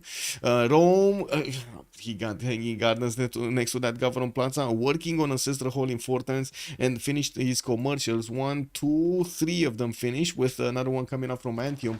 The first merchant is Marcus Sicilius Crassus, and that's not really gonna be that contested on, but I'm pretty sure they're gonna try to get the points for the extra trade route ones. Those are gonna be very important. Egypt is on 4.6 points, Rome is on 3.4, Babylon 4.6 points. Looks like we're gonna have a bit of a pause here at the end of turn for something. Oh well. Anyway, let's go and finish this. CC Pyro, 15 science, 16 culture on Cleopatra, still 3 cities, finishing his markets and more of these settlers. We will need to see from Rakedet getting another city soon. And we do have him with a decent amount of fresh water and quite a few cities to go for. East side, west side, not bad. City on cattle there, access to Siltal, but that's going to be right in the face of Gran Colombia, and he might not enjoy the proximity. I would say he needs to actually, if he wants to withstand Gran Colombian attack, he needs to close this choke. This is very important for him to actually have a defense in. We do have also Pompey, 11 science, 24 culture with a pen brush and voice golden age, 246 cities strong already, 55 points of production, 21 gold and multiple markets coming around and getting their markets up. Oh my god, look at the forest fire. I did say at some point that this is kind of terrible land between him and Babylon. Looks like now it's very good land. With all of this forest fire, he's gonna get some insane yields on all of these tiles here. Now we do have him with a marketing 3 from Bogota, and yeah, we're gonna get some builders here from Guayaquil with the Magnus coming up in 2 turns.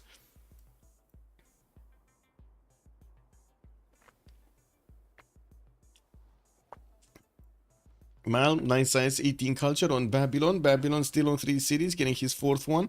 And I do see Mashkaf Shapir got placed quite far in the east, getting those farms going. And we do see 4-3 horses and some amazing, actually, spice tiles and silk tiles in the capital because of that Liang extra food. Now, while I do see Turmuti actually built 4 farms. Man, he actually got feudalism boost. Very rare, but he actually got feudalism boost. I mean, he does get the Palgum that does give him that extra food on these tiles when he's gonna get it. So he and the how to say extra production, not food. No, wait. He's gonna get the extra production from the Paragum and the extra food and right. You do get the replacement granary. You do get the watermill. You get the production from the watermill also. The tip is a sad city. No chops. Yeah, it is a sad city. Did I see thank you so much for the follow, Maro? If I didn't, thank you so much for the follow. This massive fire, yes, the massive fire over here is gonna be quite amazing for Gran Colombia, and it just keeps on going, right? Are these forest fires? No, this is rainforest. So okay, this is kind of the extent of it. Oh no, it can actually keep on going. It can keep on going on the coast here towards the north and in the south also. Wow. Idoki also, hello there sir, production on farms and food on other type of fresh water tiles.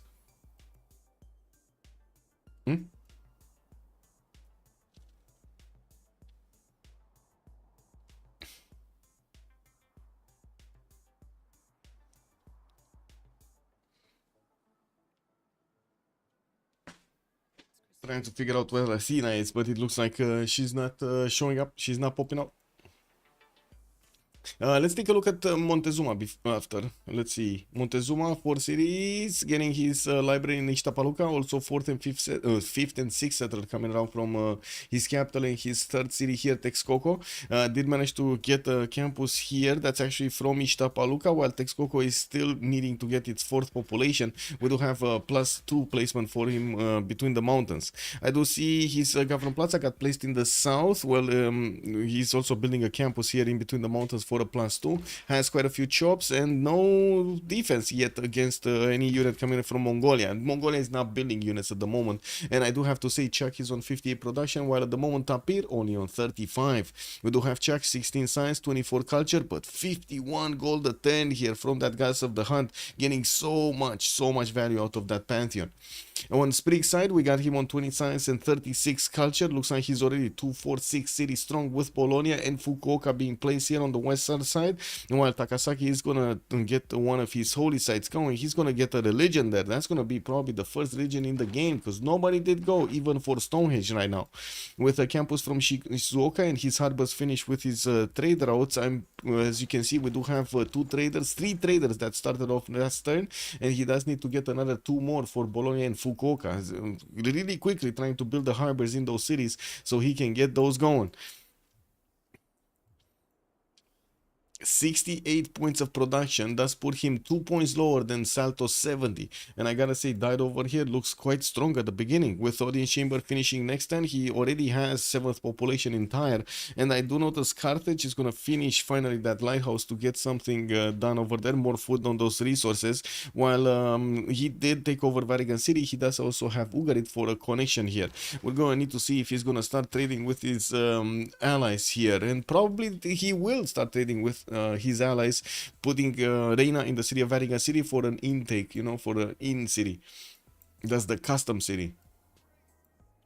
How many Liang openers this game? I think all of them open Liang.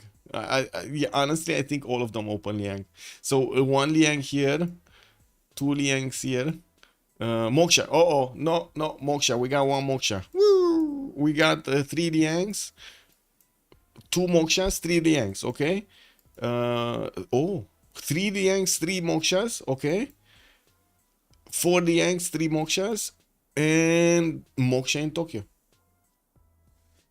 It's 4 and 4. It's tied. It's 4 and 4.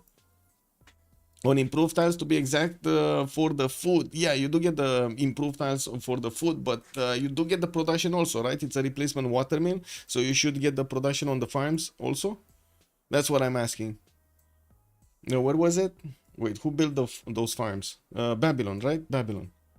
Yeah, I don't think he has a Palgum right now. Oh, he does. Actually, he does. I'm sorry, he does. Okay. I don't know why I was expecting these tiles to be like 4-2-2s, but sure. Shouldn't they be 4-2-2s? Whatever. With the Palgum, shouldn't they be 4-2-2s? Might be a bit too much food then.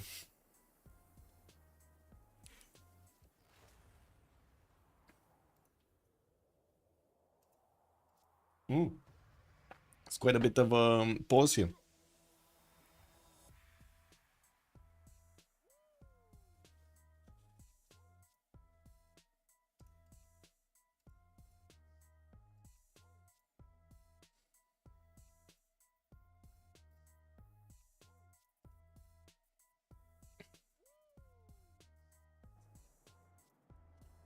Who bet the bank on Freritos? Bet the bank? Oh, wait a second. Did somebody just dump a lot of points into Freritos? Oh my god. Almost 500,000 points on Freritos. Wow. Now that's a lot of points on Freritos. That's a lot of points. And look at that. Streamers cannot cast a prediction on their own channel. Why? Toxic Brain, hello there, sir. Good evening, good evening. Also, Thandorios, good evening, sir. Good evening. Welcome.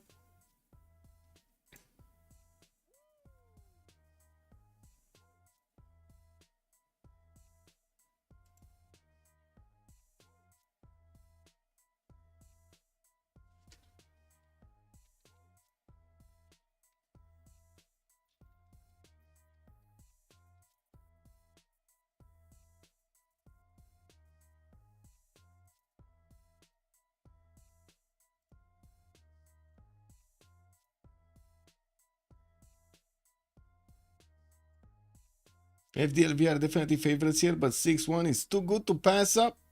Yeah, well, ETPI Greek no, what's CC Pyro is eating. Wow, okay.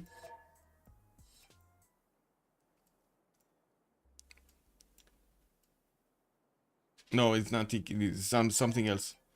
It's not eating.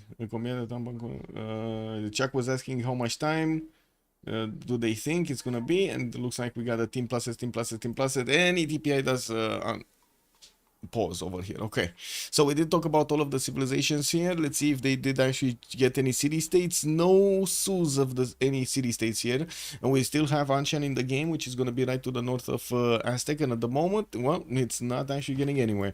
Salto did manage to probably spot Japan here. He does see the Japanese boats, or I should say the border in Sendai. We do have Salto. There we go, discovering this. I do notice a boat is coming out from Sendai next turn.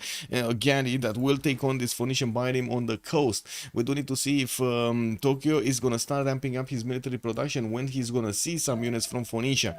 We do have that Odi chamber finishing in Phoenicia's territory, and of course the lighthouses, while he's going to take quite a bit of more time to get the campuses down here from Japan. I do notice he went with Moksha in the capital. I'm pretty sure well, I mean, he could go for Moksha third and get the culture on these trade routes also. He already has quite a few of them going around. He could go for Pingala next to get the extra science, and will have so much science and culture. I would say a lot more than Salto will, and that might cause quite a bit of a problem, because he will get a much faster time on the caravels and will have the gold necessary with external trade routes to Babylon, or I should say external trade routes between Babylon and Gran Colombia. They will make a lot of gold here. The question is how quickly they can actually get those trade routes on the water, because I do notice at the moment we do have Moksha in Bogota with Magnus establishing Guayaquil. A lot of builders coming around. I would expect with so many builders pre-built to see feudalism showing up here from Pompey. He finished it? No, he didn't finish it. So why is he finishing the builders? Anyway, it might be just a bit of a misclick here. He might actually want to switch that in between the turns to keep them, you know, pre-built and get them out with the +5. We do have more commercials in the southern cities, and yes, he did send his Rafael Urdaneta Commandant General to see what's going on towards Egypt, while he also has a scout that might actually pop the princess. There's a very wild trader here next to Akhenaten, which is trying to train Mariano Ceretarchen in 3 turns. Let's see if it's actually gonna get anywhere. I don't think it's going back, right? There is nothing to come back from. So I think this one is going forward somewhere. I would imagine Racket dead, so we might actually see the scout be successful on taking that trader down. Greek Notar is eating a snack. Oh, I see. He's eating a snack. Okay. Christ alive. What did Colombia do to have 7 cities when most have 3 and 4? Well, right now he's on 6 cities on Gran Colombia, and yes, he will probably get another settler soon. He just pumped out cities and got religious settlements. That extra production worked out very nicely. Yeah, it's no problem. Did Aztec get the general yet? No, he did finish his governor Plaza, and I do see he's still on 3.4 points a turn. We do have him getting his campuses finished, and I do see another wave of settlers from Tenochtitlan and Texcoco going for the 5th and the 6th, while Mongolia is also going for his 4th and 5th settlers. It's very slow to actually get everything going. 23 science with 27 culture here on top. It does still seem good when it comes to those yield points. The production though is terrible. 33 production is very slow. Magnus going in Ulaanbaatar, which might actually help him come back into this game with a lot of extra production coming off from these chops, and he does have 1 2 3 4 5 6 7 chops here that will give him those extra points, even more if he actually wants him to go into 3rd ring trials. And with also Egypt here getting his ancestral hall, he will be probably starting to spam out cities as quickly as possible, and we're going to need to see how he's going to finish the defense, or I should say get some defense against Gran Colombia. We might see Gran Colombia try to get as quickly as possible to his Llaneros, although I gotta say he has multiple options here. Simon Bolivar has a lot of territory to settle with not that much pressure from any side, so he might actually just want to benefit from all of that peaceful territory and try to go later on in the game, secure the victory with maybe a tank advantage. Okay, Suene did get the science points. CC Pyro here still missing quite a bit of culture, and we do see him on 17 science compared to ETPI's 44 culture. That's very big difference, a very big difference. Daido, one turning a campus entire. That's gonna be only a +3. Yeah. but at least there was no resource on that tile. He has more biomes coming around from Inuk, and I do have to say Sendai did take care of the first biome, pushed it out of that. There is also Lysenfjord in the north that he could actually get some extra movement from. It was amazing before. Lysenfjord actually gave you an extra promotion on every time you actually got a boat next to it, but it was broken because you could actually the bonus reset every time you upgraded the boat, every time. So like you went to Lysenford with a galley and you got a promotion, then you got the galley back into your series and you upgraded it into a caravel, then you got back the caravel next to the Lysenfjord and he's gonna get another promotion, and so on and so forth until you actually get all of the promotions. It's amazing. It was amazing, but it got nerfed because we couldn't let it in, right? And now it's getting the North's blessing with more speed coming around on those boats, 2 extra movement. Settlers in Mashkaf Sapir, Babylon. I do see Durmuti also. Oh my god, all of the farms did get destroyed here in Durmuti. He's gonna need to get those builders to repair them. While at the moment he did get to recruit Marcus Licinius Crassus. I do notice Rome is gonna be the one picking up Zankian with 4.6 points a turn unless anybody is ahead of him in priority. I don't think anybody's actually gonna get it away from him. Yeah, he's gonna have that.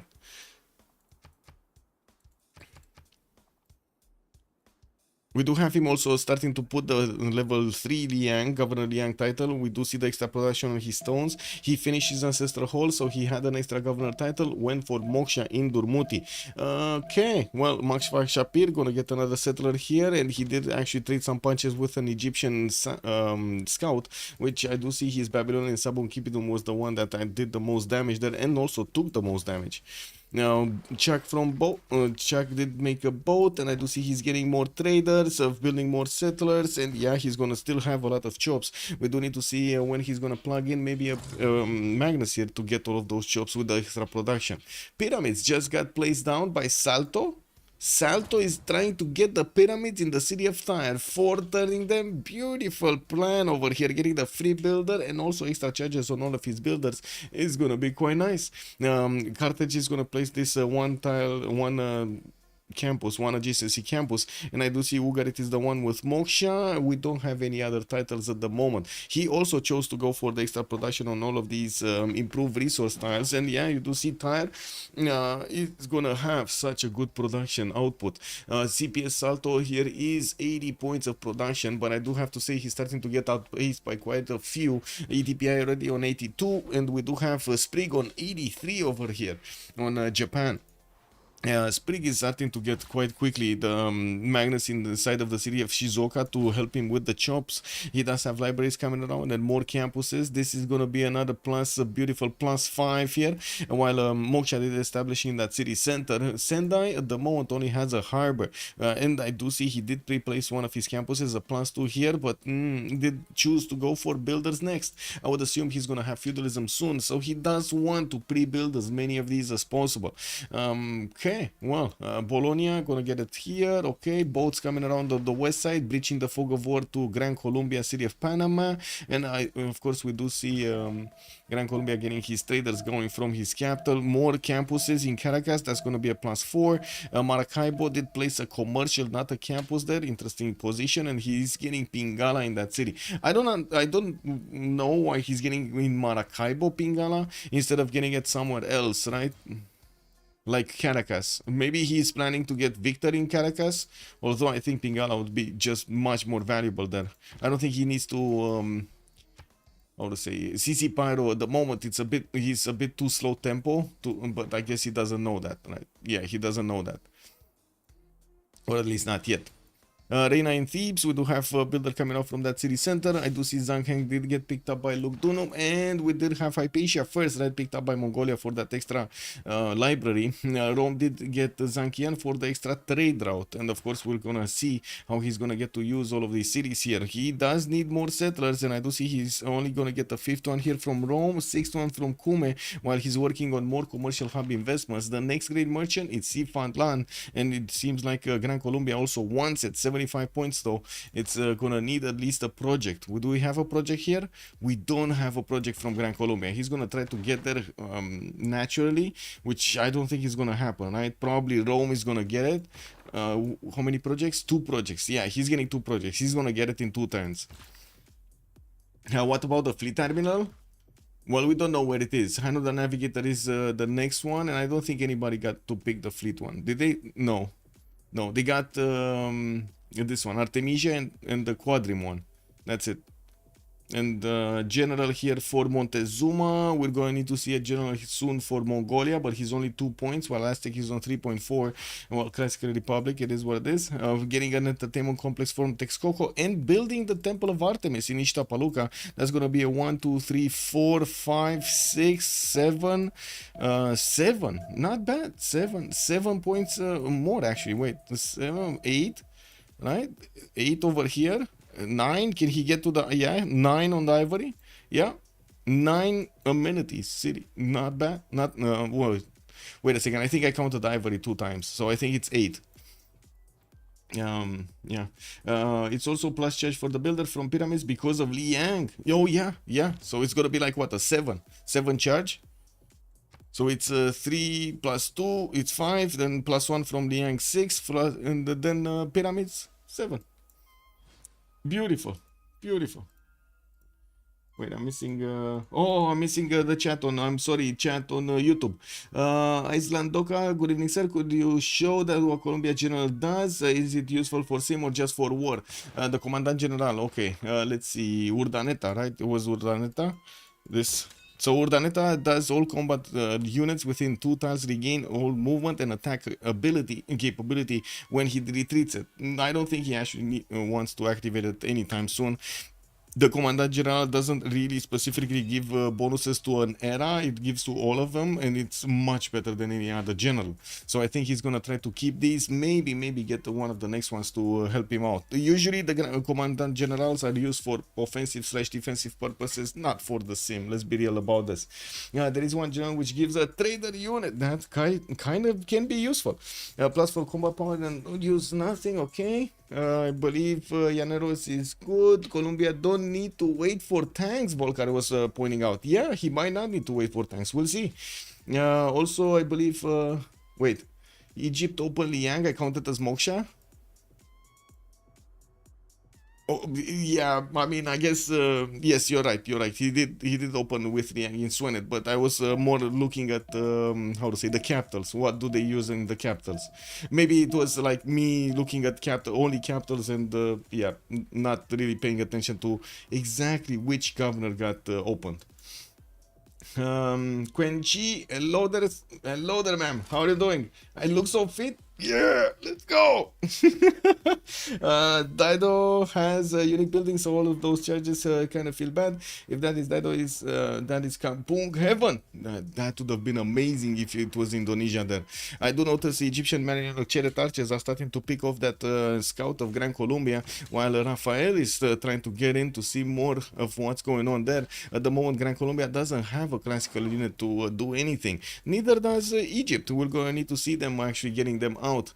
We also see Sprig jumped up to 40 science and 56 culture, jumping up very quickly ahead of everybody else, getting his holy site project for a religion here in Takasaki, where he did finish his +2 holy site. He does have new harbors for those extra traders needing to finish. Bologna did get his builder out and will start chopping down that harbor, while I do notice he has a few coastal resources to improve. He does have God of the Sea for the extra production. Pingala establishing in Sendai for more science, while I gotta say, Pingala is also establishing in Carthage. We do have pyramids next turn in the city of Tyre. Salto is gonna get that beautiful free builder. Wait, is he gonna get it with feudalism? Are these feudalism builders yet on Salto? He should be on feudalism, right? He's 43 culture, so he should be on feudalism. Oh my god, beautiful timing. And that city is gonna hit 10 pop. Definitely nice. I'm actually waiting to see what is he gonna place as a 4th district here. Actually, 3rd district, right? No, 4th. 1, 2, 3, 4. Yeah, 4th district. You're expecting more cities from Japan? Just wait for it. I'm pretty sure they're gonna come out. Like he has the copper, the the night tile, or this one, the 2-2 base. He's gonna have at least 1 city here, if not even 2.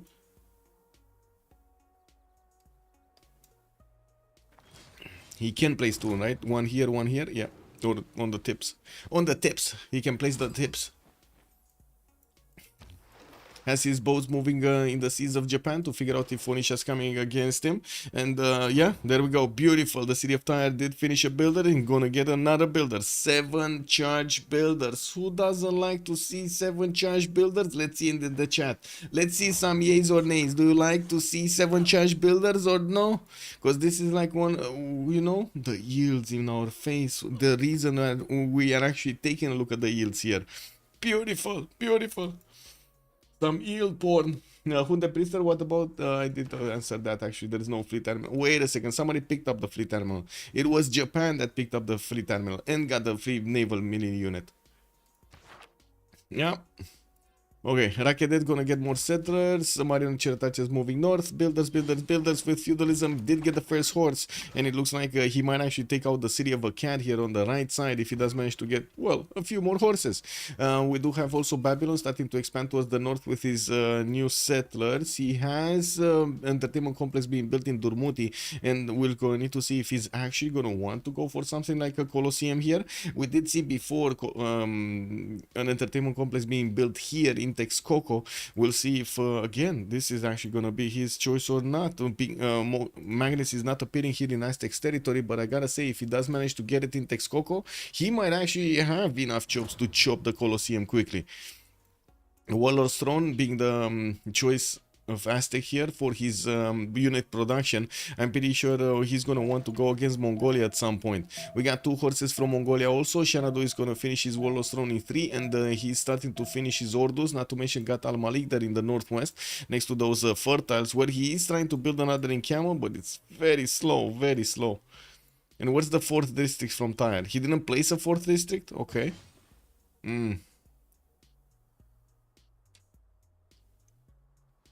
Dido, yeah, that seems like he's gonna be in trouble here. Dido seems like he's gonna be in trouble.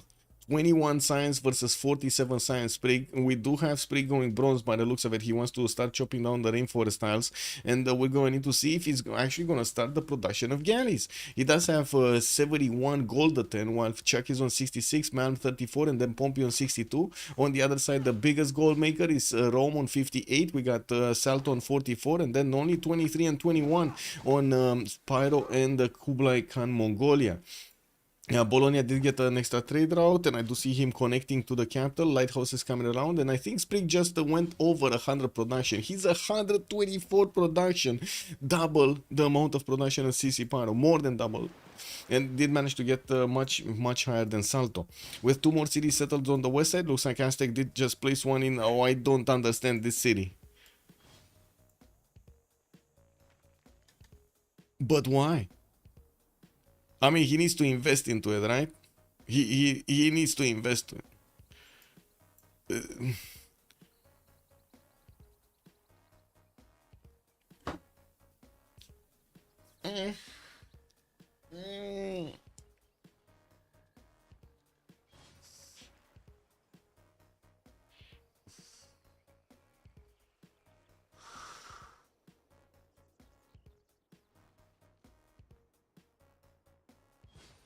I mean, chat over here, Hunde Priester did point out something very important.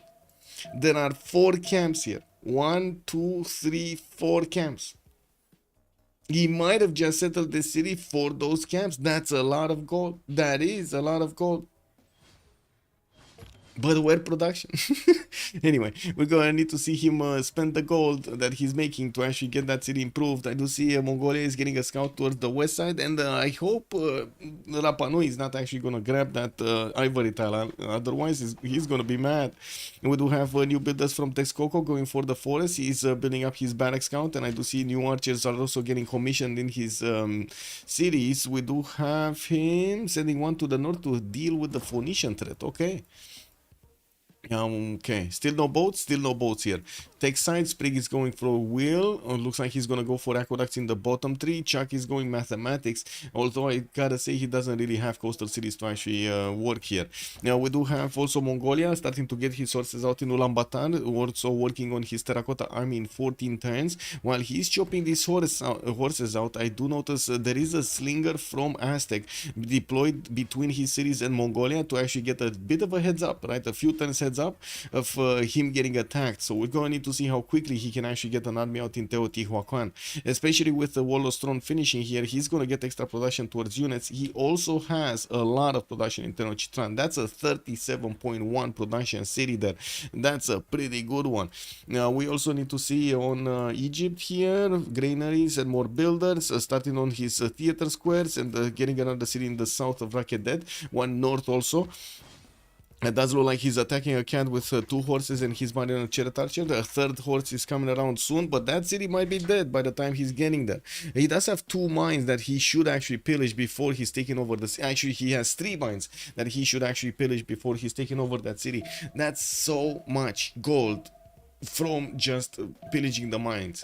Anyway, we do see CC Pyro is gonna finish his apprenticeship in 1, and we do have Tapir getting his castles in 3. Okay.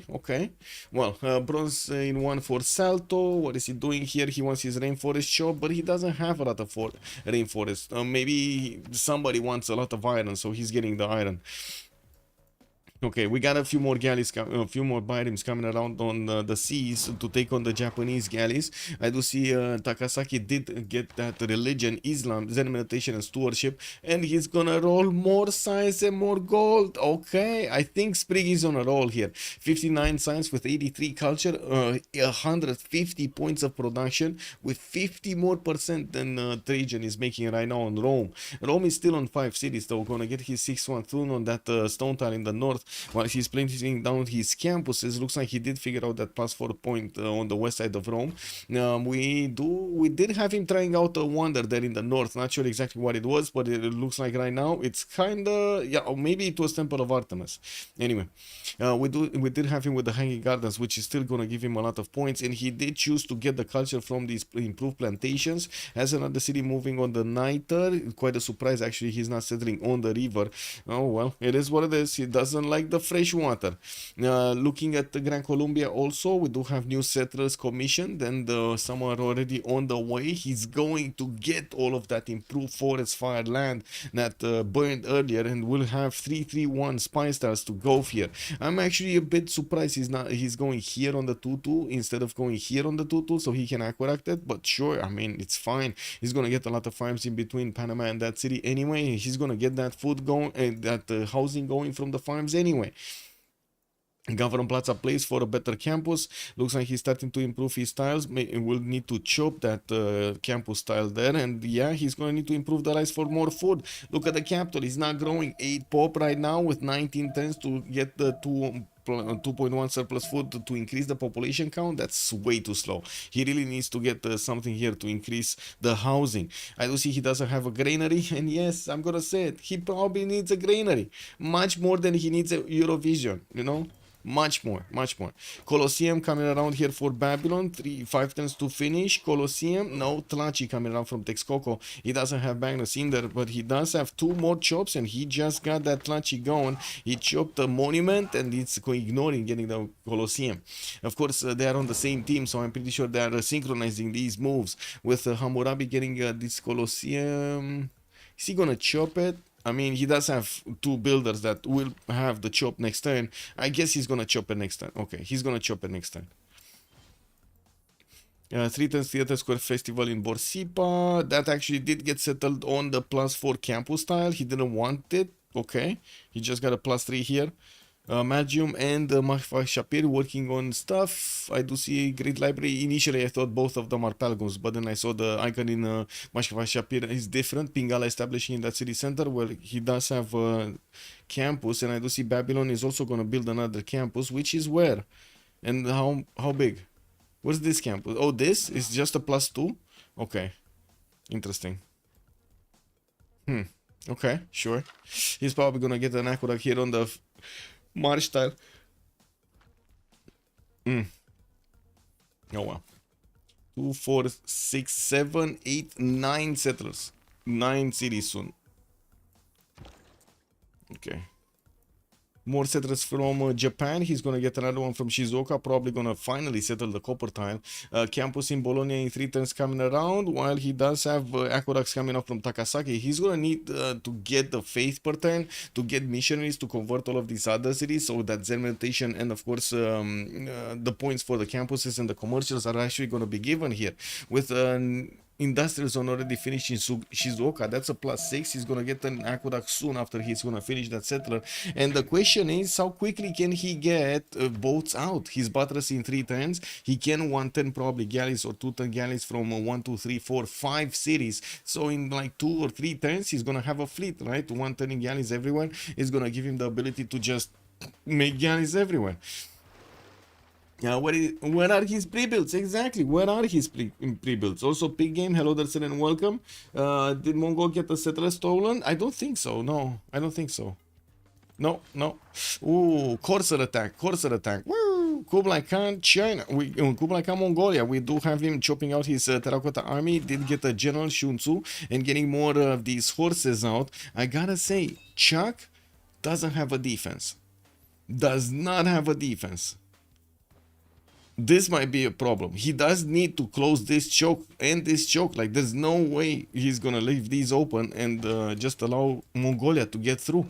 Tapir is 2 turns away from stirrups. He's gonna have the ability to start building up Kesheks right behind this attack. And I do believe he did not actually finish Corsairs, the Castle's technology, but he was very close to it. We do have him on 54 science with 40 culture. Did manage to settle 2 more cities that are building the encampments in the north and getting the infrastructure going. And of course, he does have Warlord's Throne. No gold at 10 for these horses. Also, there is one which gives a trader unit. I did see that. Iceland Doka and Volcar FDLV is bigger. I feel like no chance for the CPS. Wait, CPR? Oh my god, it's not CPR. They're not actually reviving anybody. I don't know. Oh, by the way, I do want to ask this. Papa Sparta, first of all, good evening, sir, and welcome. I do want to ask you, do you call it the same, like CPR, when you actually get, push somebody's chest, so you get the air in and out from the chest if he is not breathing anymore? Is that still, is that called CPR in English also? Yeah? Okay, makes sense. When Japan lose production, if he has too much production later on pre-build, yeah, he will lose the extra production that he has. Okay.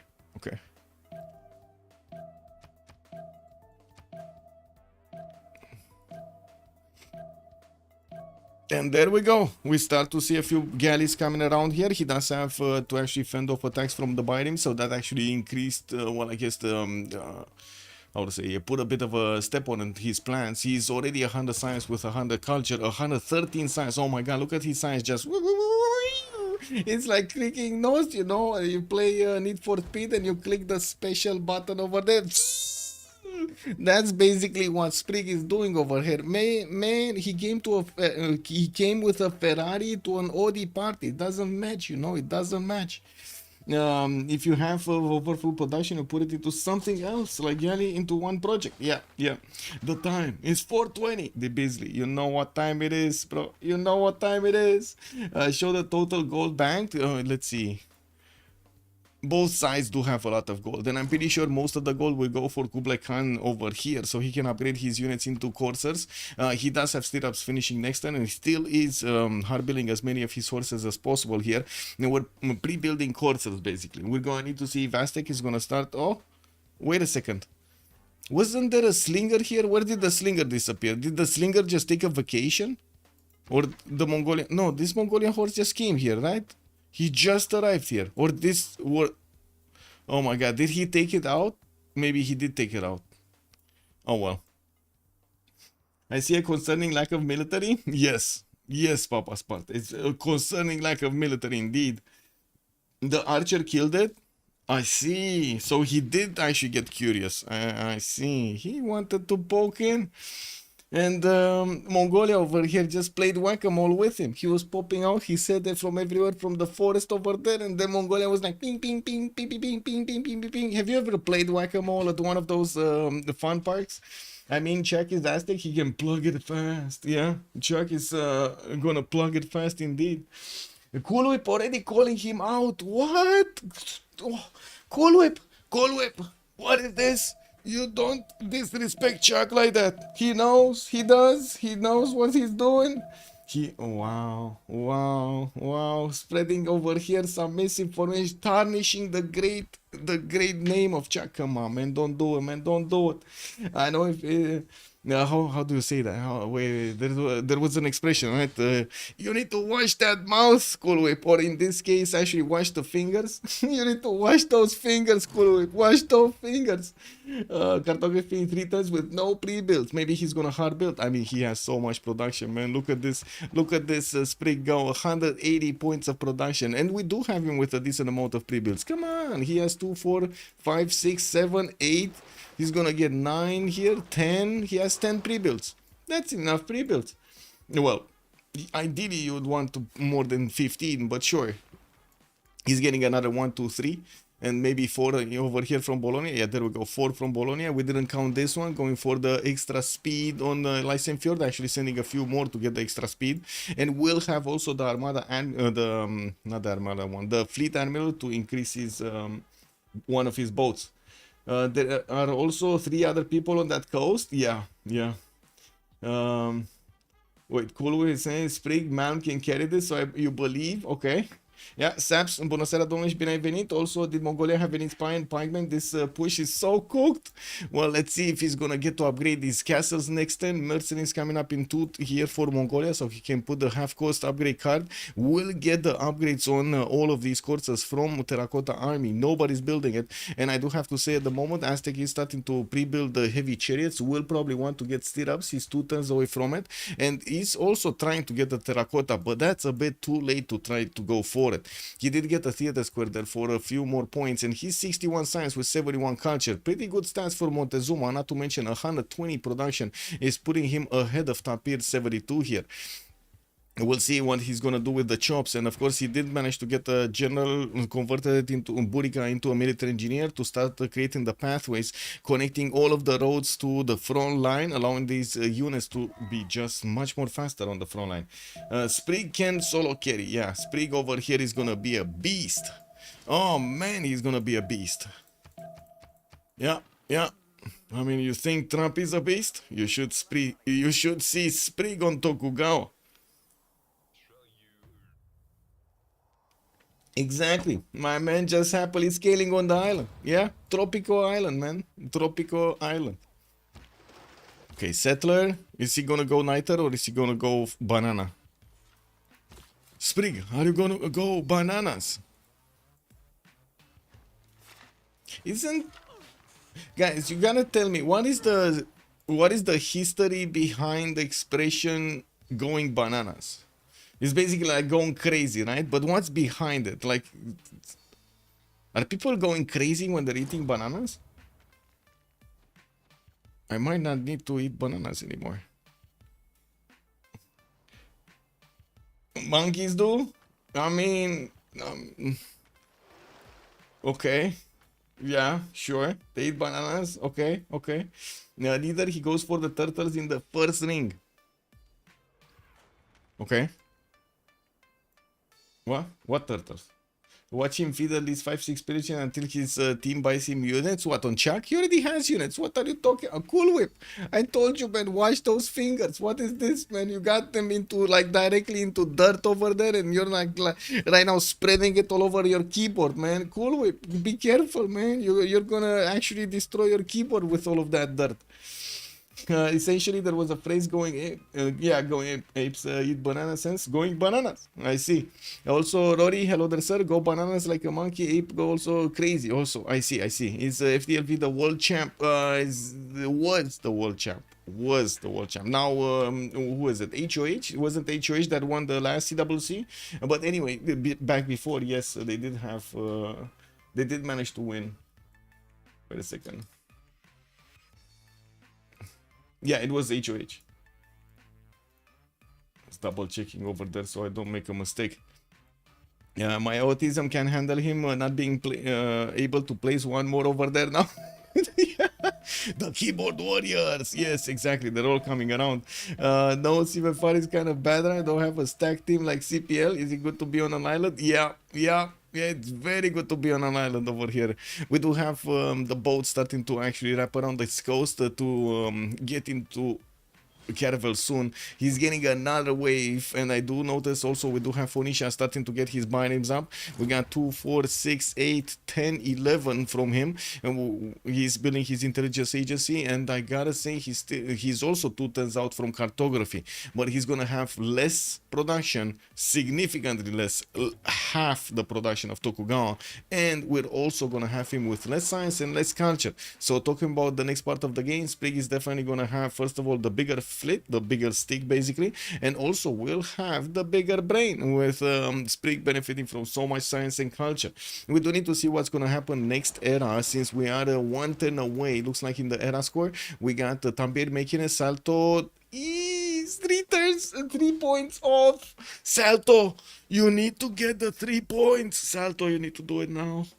I don't know what you're gonna do, but 3 points, man. 3 points. This is terrible. This is terrible. What is Salto gonna do without? I wanted to say what's gonna happen with the free inquiry coming up next tonight on Salto, and he's not getting it. That's a problem, because that was his chance to come back into the game. Even though I'm pretty sure Sprig would have wanted the free or a Pembrush voice for himself anyway. ETPI 5757, CC Pyro did manage to make it. Pompey made it. Mal made it. Chuck made it, and Sprig made it. Everybody except over here. Salto. Oh no, he got a swordsman. Okay, that's 60 points. Can he get a city state? Can he get a city state? Salto, my man, you have Caguana, you have Cinguetti. They are up for grabs over here. Did you meet them? No. Does he know about them? No, he doesn't know Caguana. Does he know Cinguetti? He knows Cinguetti. Okay, he knows Cinguetti. Can he put the points in? I mean, come on, it's turn 50. You should have 2 envoys at least, right? Does he have the card in? Yes, he does. Put it in. Put it in. Put it in, Dido. He did it. I don't know how he did it, but he did it. He got 2 points from somewhere. I don't know where, but he got 2 points. Definitely did not choose Cinguetti. Did something else there. I don't know what, but he did something else. Anyway, 3 cities versus 5 cities. Toku on the coast feels strong, ban. Yeah, is it too early to put up a Christmas tree? I think so, DB3. I think so, but I guess, you know, if you're in this Christmas spirit, might as well do it.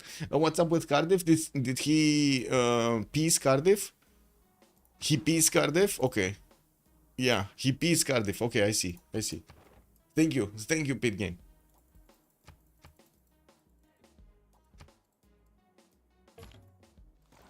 Okay, we do have Mongolia needing to upgrade his sources. He did get his mercenaries, he did get his Kesheks out. He has 3 of them on the road towards Aztec, and it looks like he's starting to move them on that river. And we do have Aztec also pre-building knights like a madman. 1, 2, 3 of his heavy chariots with level 1 points, and we do have new knights from Ishtapaluka hard build and an intelligence agency in 2 turns. We're also gonna have a quick pause here in 1 minute to give them time to go through the World Congress. For a player as a spectator, wait, can you see the era score history? No. No, it only shows me my history, not all of them, unfortunately. Yeah, Mustrat. Well, look at that, Chuck making military units. Yeah, I'm telling you, man, Cool Whip over here, he got his fingers in a lot of dirt. And now he's spreading all of that dirt on Chuck. I don't know why, man. I don't know why, because Chuck, I know him. He's preventive one, you know. He knows. He really knows. You guys doubt Chuck? Exactly. They doubt Chuck. I don't know why. Marcus Flavius, good evening, sir. Terracotta Aztec. Wait a second. He actually got Terracotta away? He did get it. How did he get Terracotta away? Wow. I was expecting it to Mongolia. It was like 2 turns away from finishing. Wow, that is big. And we do have a massive army here from Mongolia getting ready in Ulaanbaatar. 2, 4, 6, 8, 10 units from Mongolia that are going to start moving towards the Aztec borders. With the help of the Keshiks, they're also going to run down these Aztec units quite quickly, taking their health away from them. And now we're going to have the pause. Let's just wait for the Congress and going to place on this and place on this and then place on this and next, and we're going to be back in 2 minutes.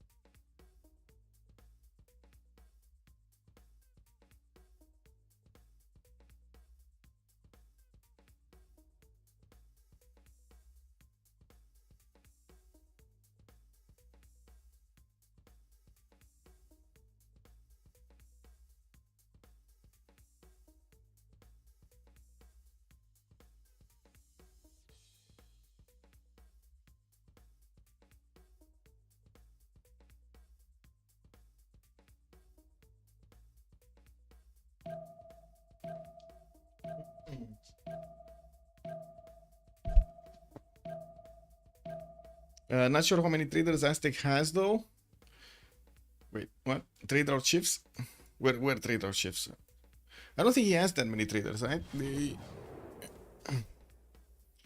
He didn't start off with commercials and didn't follow up with commercials. He went for campuses and theater squares, and we do have him on for 66 gold a turn anyway, with Goddess of the Hunt. And it looks like an external intelligence agency, while we will start seeing these Mongolian corps start to move on the map. I do have to say, not all of them, or I don't think all of them actually got the Ordu bonus. Some of them are 6 movement, some of them are 7 movement. Anyway, we do have another wave of Keshiks coming around from Mongolia, and it looks like all of these units are going towards the Aztec border. So they do need to actually go across here and start attacking into the Aztec defenders, get across these rivers. If they do manage to get to deploy in the south of Teotihuacan, it's going to be terrible. They can get to Chempoala and deploy so many of these units all over those tiles. Well, let's take a look at up here. Drums of War Golden Age. He's trying to go for the production and, of course, the extra resources. We do have him on 58 science with 29 culture, 78 points of production. Salto, 90 science with 46 culture. He did get Frinkuri Golden Age, but man, oh man, look at Spring, 183 science. He's getting his caravels out. Wait a second, look at how many boats he has. 2, 4, 6, 8, 10, 11, 12, 13, 14, 15, 16, 17, 18, 19 boats to get the caravels upgrades. You can imagine he can actually core up quite quickly since he has so much culture also. Salto here does also have quite a few galleys of his own. He's starting to upgrade them into caravels, and he's building the intelligence agency. He wants to get ahead of this problem and will want to attack Sprig before he can react. Let's see if he actually can do this. Now, we do have him also with a Rajendra Kola for an admiral. That's a pretty good one. Themistocles there, not gonna help him out that much. With quite a few cities also on the Alboran Sea, he's only gonna have these cities on the west side exposed to Tokugawa, unless Tokugawa decides to just take over with a land army all of these other cities.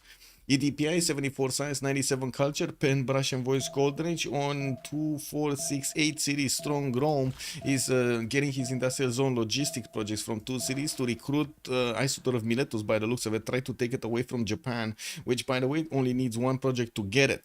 Isaac Newton is also going to be the next scientist, and I do see Raja Todarmal on the Great Merchants. We did have Gran Colombia managing to pick up Marco Polo here for an extra trade out capacity, and also Japan did pick up Zenhi for a free trader.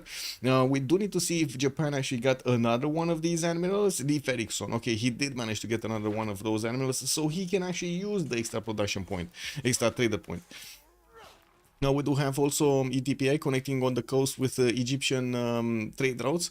We do have 164 gold on Egypt, 180 on Rome here, and he does have 217 points of production. Pretty good same start over here from ETPI. We do also see CC Pyro, 108 science, 35 culture with a free inquiry golden age, 2468 series strong, 2467 series strong.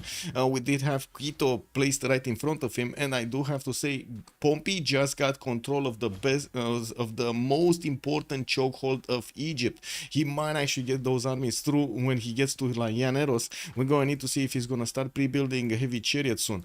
We do have Malm also, 60 science with 96 culture on Hammurabi. Malm here, 24689 series, did build Colosseum and also got Oracle, building up his industrial zone count in Babylon. He's going to get that +5 with Diplo Quarter in the north, and more of these campuses coming around from him. We're going to see a lot better stats soon. 191 points of production.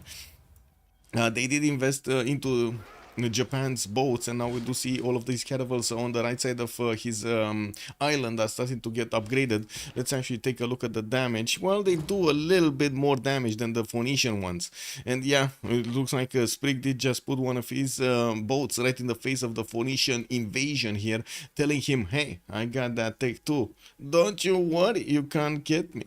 Now let's say on Pompey side, 80 science and 71 culture. On Big Gran Colombia, 2468 10 series, started to put down his hacienda, so he gets some more gold from all of these tiles, not to mention a bit of food and production.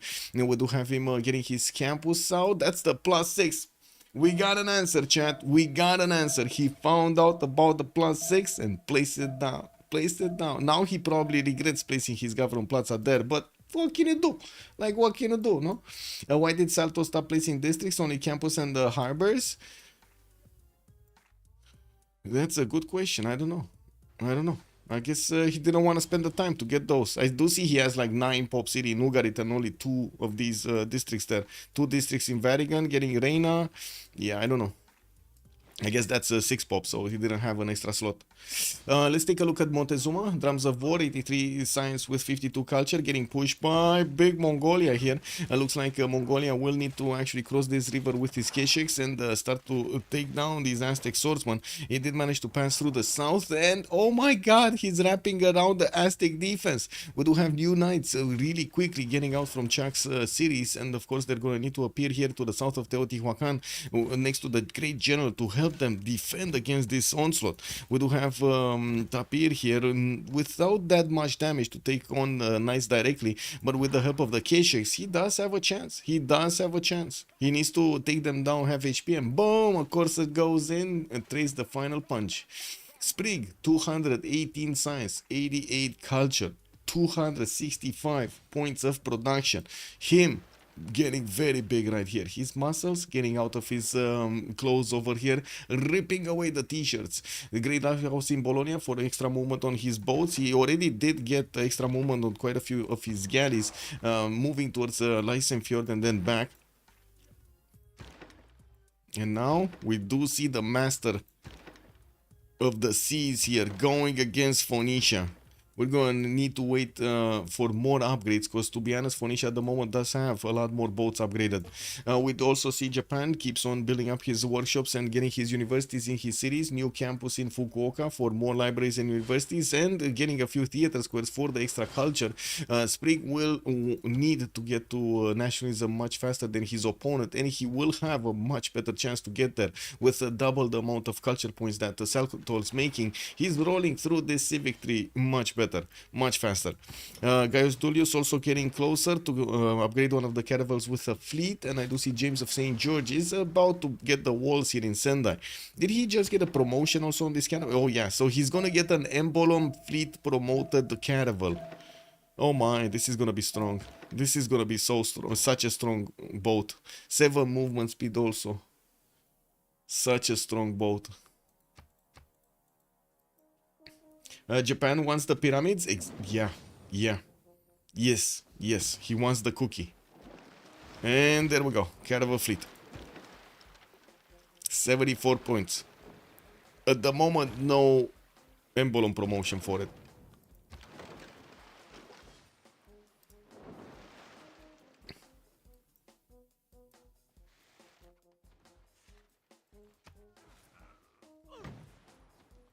We do have an attack from Babylon with a few horses going against Egypt. No general for him. He only has like 3 horses and an archer going here. It looks like he's trading punches quite nicely with CC Pyro. CC Pyro did get a spy in the city of Quito to see if anything is coming from Gran Colombia, and nothing is coming in. And we do have a new spy in Rakedet, which I'm pretty sure is going to appear in Babylon's territory soon. Religion also on Babylon. We do have Lavash Kiri. Relics will have a triple yield of both faith and tourism. So it looks like he did manage to get the relic from somewhere, and Tithe will give him the gold per turn for each city. And we did have also Phoenicia managing to get Jesuit education to get to spend some faith into his campuses. I do see his 11 faith at 10, so he doesn't have a lot of possibilities there. Also Moonsrath, hot take, honestly, feel that Phoenicia and Norway, Konge, should be called as master of the seas with ancient era unique naval units. Yeah, I totally agree with that statement. They are master of the seas. We do need to see when the Sprig is actually going to get out here and actually do something. Looks like he is realizing that Phoenicia did upgrade a lot of his boats, and now he's bringing back all of his galleys into his borders to spend some more gold. We do have Sprig on 110 gold at 10, also Pompey on 158. Now we're going to need to see if he will have actually enough gold in the bank, because at the moment they only have enough gold for another one of these caravels, and that's it. So it does really seem like at the moment Sprig is gonna want to be a bit slow here. Yeah, he's not gonna move that quick, and he does have a problem. These caravels of Phoenicia do hit hard, especially next to the Admiral Rajendra Kola. He has an Admiral Leif Erikson for the northern boats, but no Admiral for the southern ones. Just this caravel fleet here that is gonna try to withstand the punches. Also, Titos, could you please show their vision of the LVs? Yes, there we go. I also want to see what's happening here. This is very dangerous for Chak, but at the same time I do have to say the production on Chak is quite good, so I do feel confident he's gonna get enough units if he keeps building units. And I do see 2 new knights just came out, a third one here that can be upgraded from a heavy chariot. And well, at the moment the K-Shakes are still trying to wrap around to take out these Aztec units. Oh, beautiful. This archer actually and the K-Shakes are shooting down the knight from across that lake. We do need to see him deal with the threat, though, that's close to him. And, well, now the K-Shakes are going to start to take on the knight directly. Okay, yeah, there we go. And Chuck realized that he's going to need to retreat from there. A few too many K-Shakes coming in to fight. He's also using the military engineer to create the roads here for the forest, for the hill, so he can move his units much faster and don't lose that much movement speed. And with new archers coming around, he's also going to need to get to the crossbow technology. And I do have to say, Sprig is getting his printing next turn. I don't think Dido has printing. Let's check. He does. He actually does have, or something. He has something. He has a spy. Okay, never mind. He has a spy. Do they have vision over a city of Dido? They don't see Dido. No spy. No spy into Dido cities. This is terrible. They never actually went into the north here to see how the land looks, so they do not have vision over a Didonian city. Sprig over here is going to need to fight on the seas without the extra intel coming out from spies. That's unfortunate. That is quite unfortunate. We do have Squadrons from Tokyo, and I do see new builders in Nagano, new harbors in Takamatsu, finishing the Great Lighthouse next turn in Bologna, while I do see also finally Squadrons coming out from Sendai. And with Salto getting his square rigging next turn, I do see in his cities he did manage to get 2 of these Squadrons pre-built, with another 2 coming out in the upcoming turns. He's starting to get new traders out from the northern ones and finishing his lighthouses for, guess what, more traders. Now, well, the gold pattern is definitely good on both sides, much better on CPS though, with ATPI and CC Pyro both making over 200 points of gold per turn. I do have to say also Trajan here did get 261 points of production, just as big as Tokugawa. Sprig, 20% faster population growth. We do have production here, also 100% until the next round. That's a bit unfortunate. We do have also Tokugawa gaining 2 Diplo victory points. Well, it looks like this doesn't really phase Japan's production, right? He's still 110 in Quadrims, even with the 100% production. And it looks like Salto is getting restless here. He wanted to take out one of the cannibals of Japan. Ooh, ooh, ooh. That will have a promotion though. That's unfortunate that he didn't take it out. Information is power. Yeah, I wish Japan sent one caravel towards Rome and Egypt to have a party with the traders.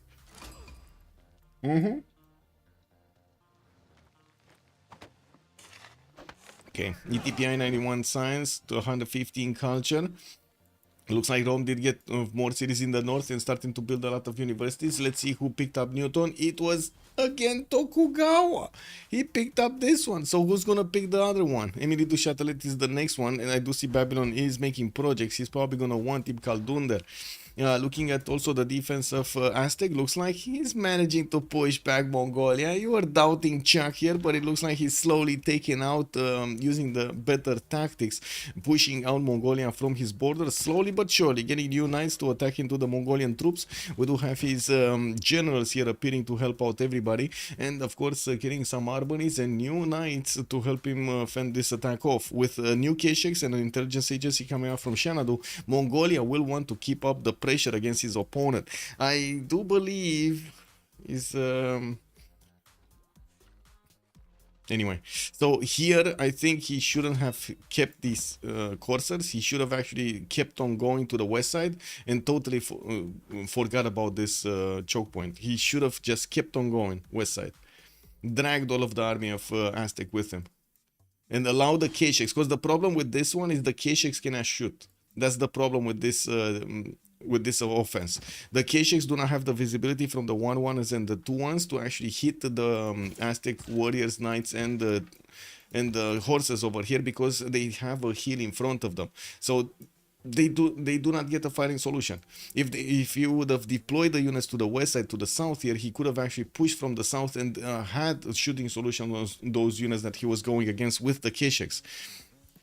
These Kesheks are still packing a punch, don't get me wrong. He can still do damage to these knights over here. He would need just 1 or 2 more, and I'm pretty sure the knights would be overwhelmed. Just a matter of time. And let's see. Wow, he's actually running away.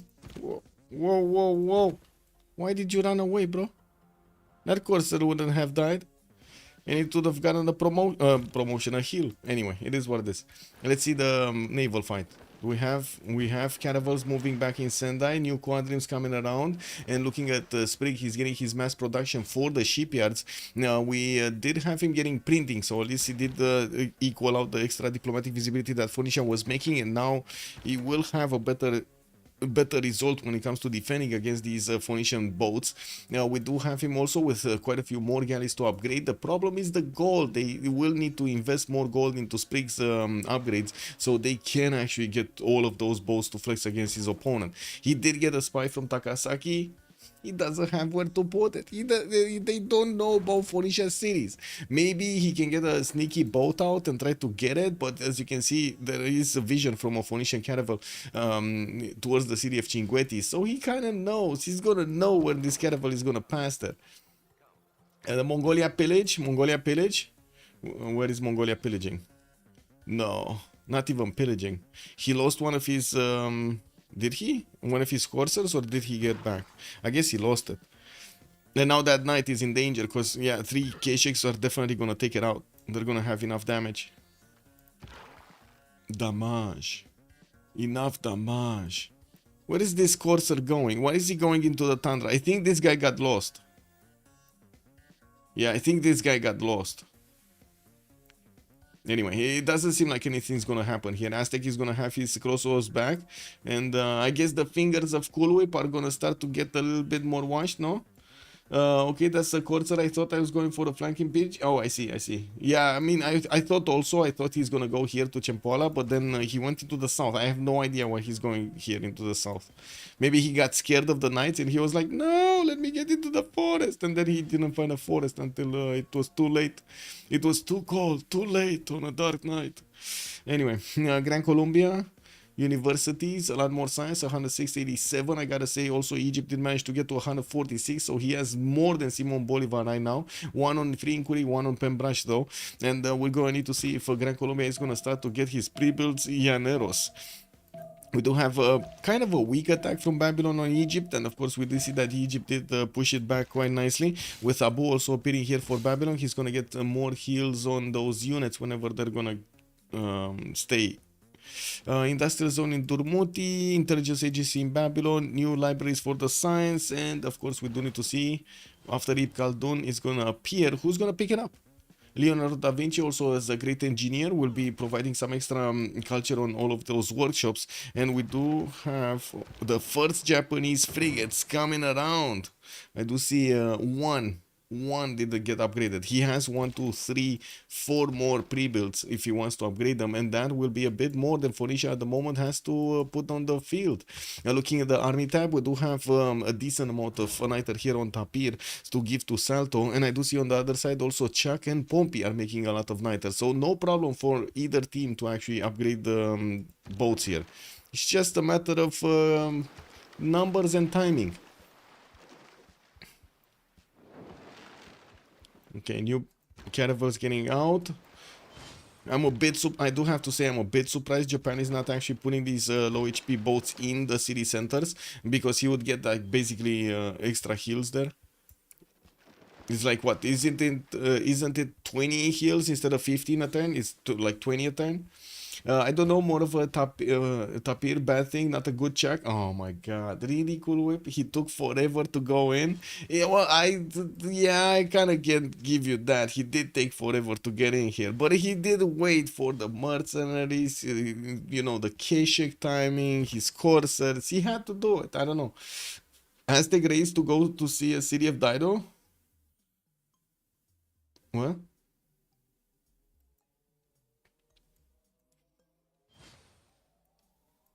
What's with the city of Dido? Hey, Orpheus! Thank you so much for the tier 1 sub. Much appreciated, sir. Welcome. Bon somos you, bienvenue. Retained his knighthood for 4 months. Oh. We do have 4-5 frigates upgraded from Phoenicia, and it looks like we do have new frigates also upgraded from Japan, not as many though, and we're gonna need to see if his number of caravels are gonna keep him. There were definitely a lot more pre-builds from Japan than there were on Phoenicia, probably double the numbers. Just tuned in, welcome sir. So we do have another 7 Cs. Left side CPS Chacun Pour Soi, right side Freritos de la Vega. There are 2 wars going around, one on the navy between Tokugawa and Phoenicia, and we do have a land warfare of 2 land warfares actually. One skirmish, a little one between Egypt and Babylon, and a bigger one here between Mongolia and Aztec. Both of them are fighting with quite a bit of strength. +5 on Aztec, and of course we do have Mongolia trying to get that extra intel in. He still didn't get full on in, and we were watching to see how this develops, how this war between the naval powers is actually gonna go through here, with especially frigates coming around. We're probably gonna see quite a bit more damage, maybe even a punch through being done against Japan, when then he's gonna need to actually upgrade his boats. Oh no, he's going for Venetian Arsenal with Bish. Oh my god, he's going for Venetian Arsenal. Is this the doom and gloom of Sprig? Not playing in English? Oh, okay. Oh, he meant Levy, not raised. Okay, look at Anshan. Where was Anshan? Here. I see. So Aztec is gonna try to get to Ainuk. Okay. Oh my god. This Aztec swordsman, he doesn't know, but there is a Phoenician frigate that might actually deal damage. He's not, neither of them are seeing the other unit though. Okay, so it looks like he's either gonna get the division on LPQI or Anuk from Anshan. Pretty good. Okay, we do have Anshan kept by Chuck, Mohenio Daro kept by Pompey, ETPI is keeping Muscat, Malm is keeping Engazargamu, Salto on Cardiff, Tapir is keeping Venice for the gold, Malm is Kiaguana, also Malm is Rapa Nui. He has 3 cities. And I do see Cinguetti's 4 cities. He also has Cinguetti. Wow, 4 cities man over here. Probably getting a lot of Diplo favor. At the moment, he's on 93. Not that much more than Chuck, but still. I do see ETPI is on 150 science and 130 culture. Salto 150 and 51. He did manage to get much higher and be competitive with Tokugawa. I guess the question is when the moves are going to be done, if these boats are going to still be alive or not. Because Phoenicia here does have 2 frigates deployed on the south quarter, and yes, we do have Japan with an exposed caravel here. Let's see if Sprig is gonna manage to keep that away. Ferdinand Magellan bonus on the frigates of Phoenicia. We got a +3 activated from that admiral, and that is gonna make these boats much stronger. Good thing is, I do also notice Japan did move his Leif Erikson admiral to the south. And will have at least his own admiral bonus on these boats. Let's see if he's gonna manage to get a new one. Now Francis Drake is the next one, and he's 14 points. He's like 4 turns away from getting this. Okay, if he's not making project. Okay, so this caravel still doesn't have an upgrade. This Japanese caravel fleet, well, he did shoot the caravel. That one might actually get out there, right? Might get out there. Out of there, I mean. No, it did. Sprig did take it out.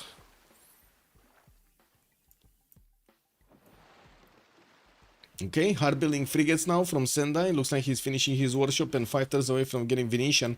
More of these caravels are getting upgraded, and of course, as many of these squadrons are getting their upgrades into frigates as possible. While we do have Phoenicia needing to also start to hard build a few boats. He's getting quadrims out actually, but it looks like he's giving his Nighter away so he can keep rebuilding frigates. He still has a strong number of caravels.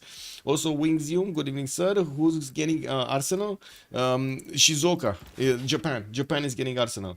Why do we not see any frigate fleets or armadas? We do have a caravel fleet here, but no armada yet. I'm pretty sure Sprig is going to get his fleet ability soon. He's on Opera Embale right now with 111 culture. He did finish theater squares, if I'm not mistaken, or at least one. No, he didn't. Yeah, he has 2 theater squares. 2 theater squares, Fukuoka and Sendai, getting a bit more culture from those.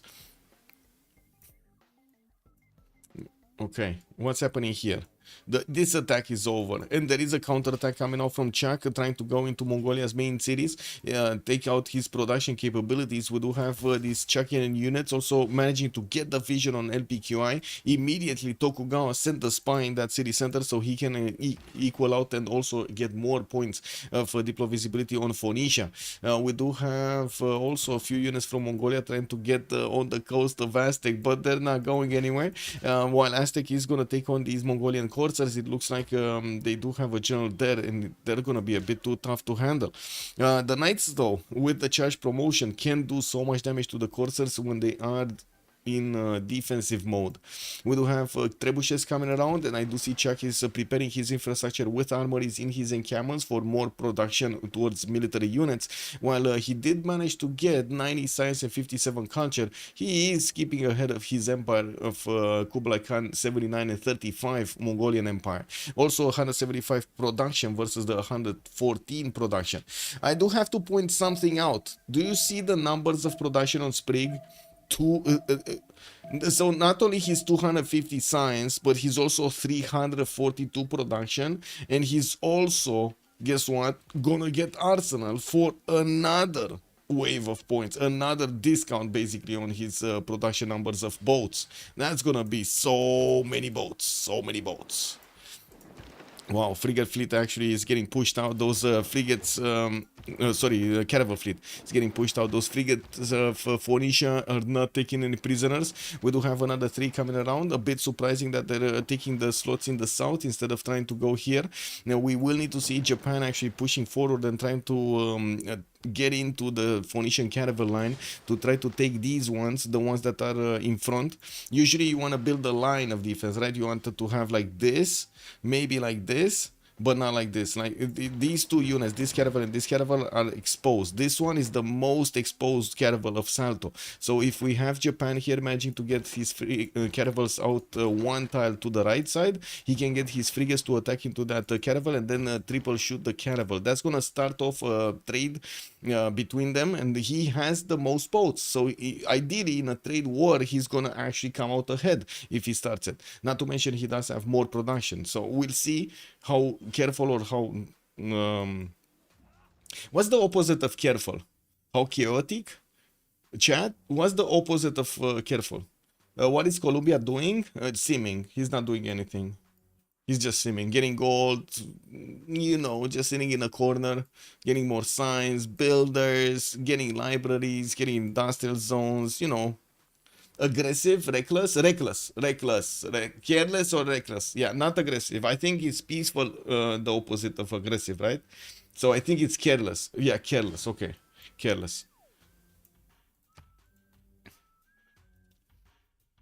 Well, the good thing is Japan did figure out a way to shoot that Phoenician frigate from across this island, and we're going to need to see if Phoenicia is actually going to shoot back. He could two-shot one of the frigates if he wants to. I don't know why he's not doing it. Come on, take out one of these frigates over here. Just throw a little bit of a cannonball across that island. Can you imagine actually playing around with the horses over there and, you know, like it's a beautiful day outside, you're just running around with your horse between the two forests. You're going either to the forest and then back to the rainforest, where you're taking a chill, making a picnic, and then you start seeing funny flying cannonballs all over the sky. Yeah, pew pew pew pew. Oh my god, that must be quite terrible. Or fun. It kind of depends from what side are you seeing this. What techs are they going for?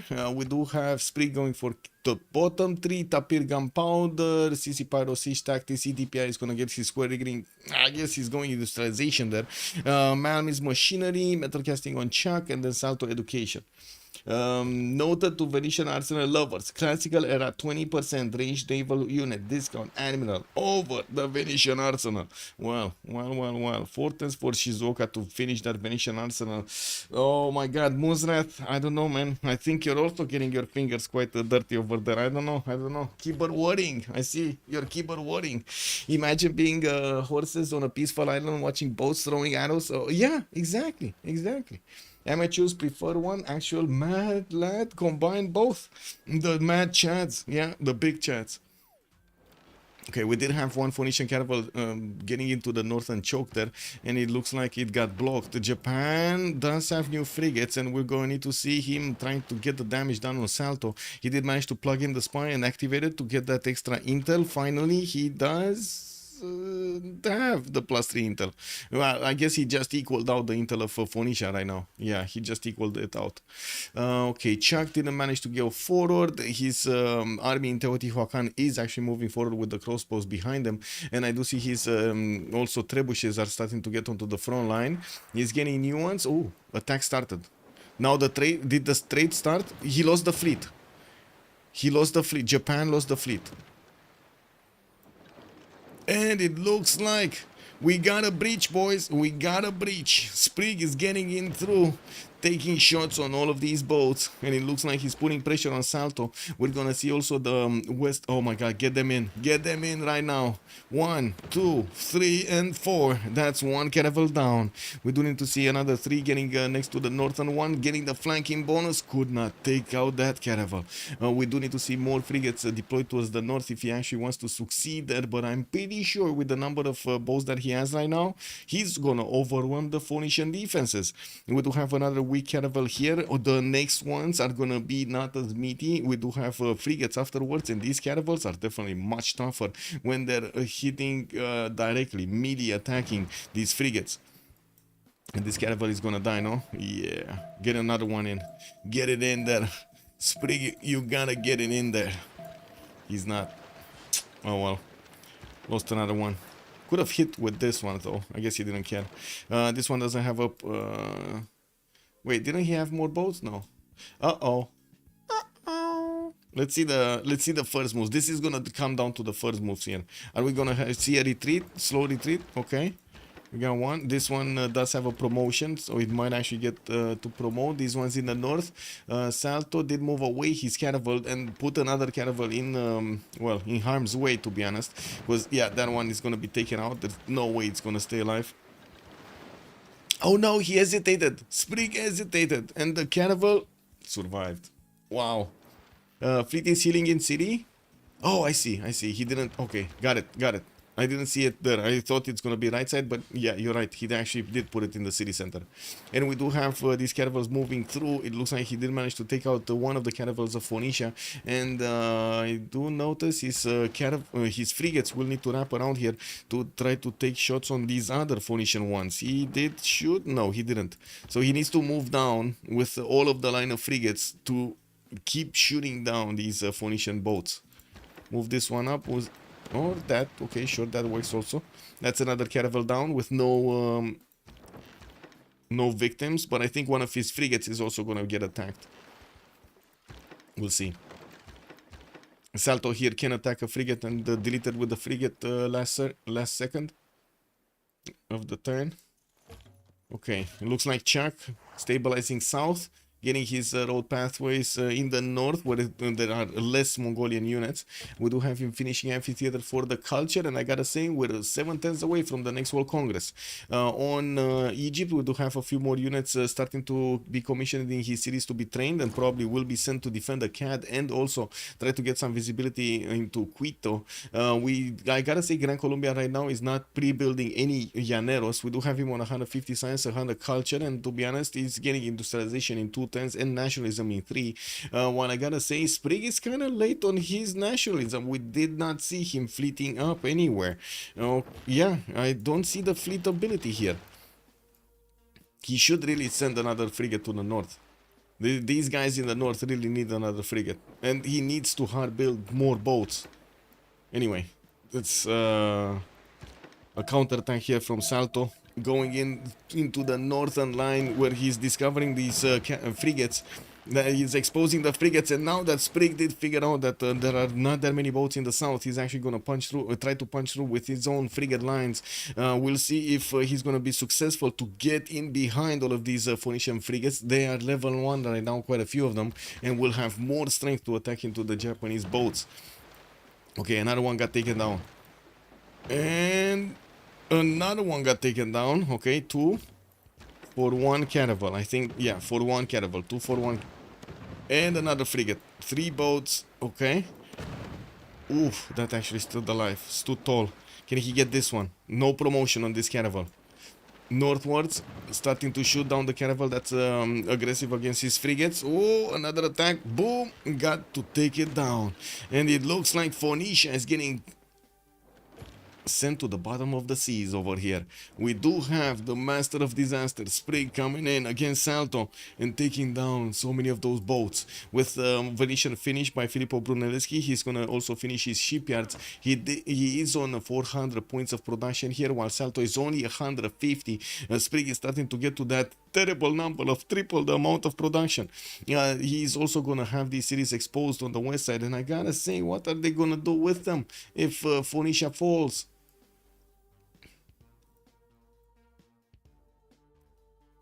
Where is the tech tree? Chuck is 6 tons ballistics. We got Tapir 6 tons metal casting, very far away from getting his cuirassiers at the same time as Aztec. It's not like the Aztec does have a lot more science, it's just Tapir did not focus.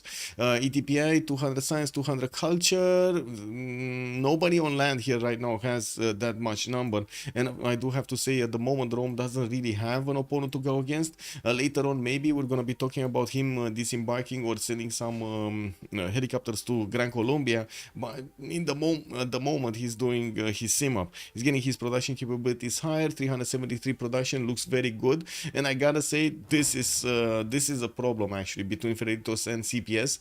Look at the production numbers, raw production numbers. Pompey 317, Tapir 118, Malm 319, Salto 150, Chuck 194, ETPI 373. This time around, at least ETPI does have more. But then Sprig 393, more than ETPI, versus TCC Pyros 242. One-on-one, Freritos does make significantly more production than their opponents. Significantly more.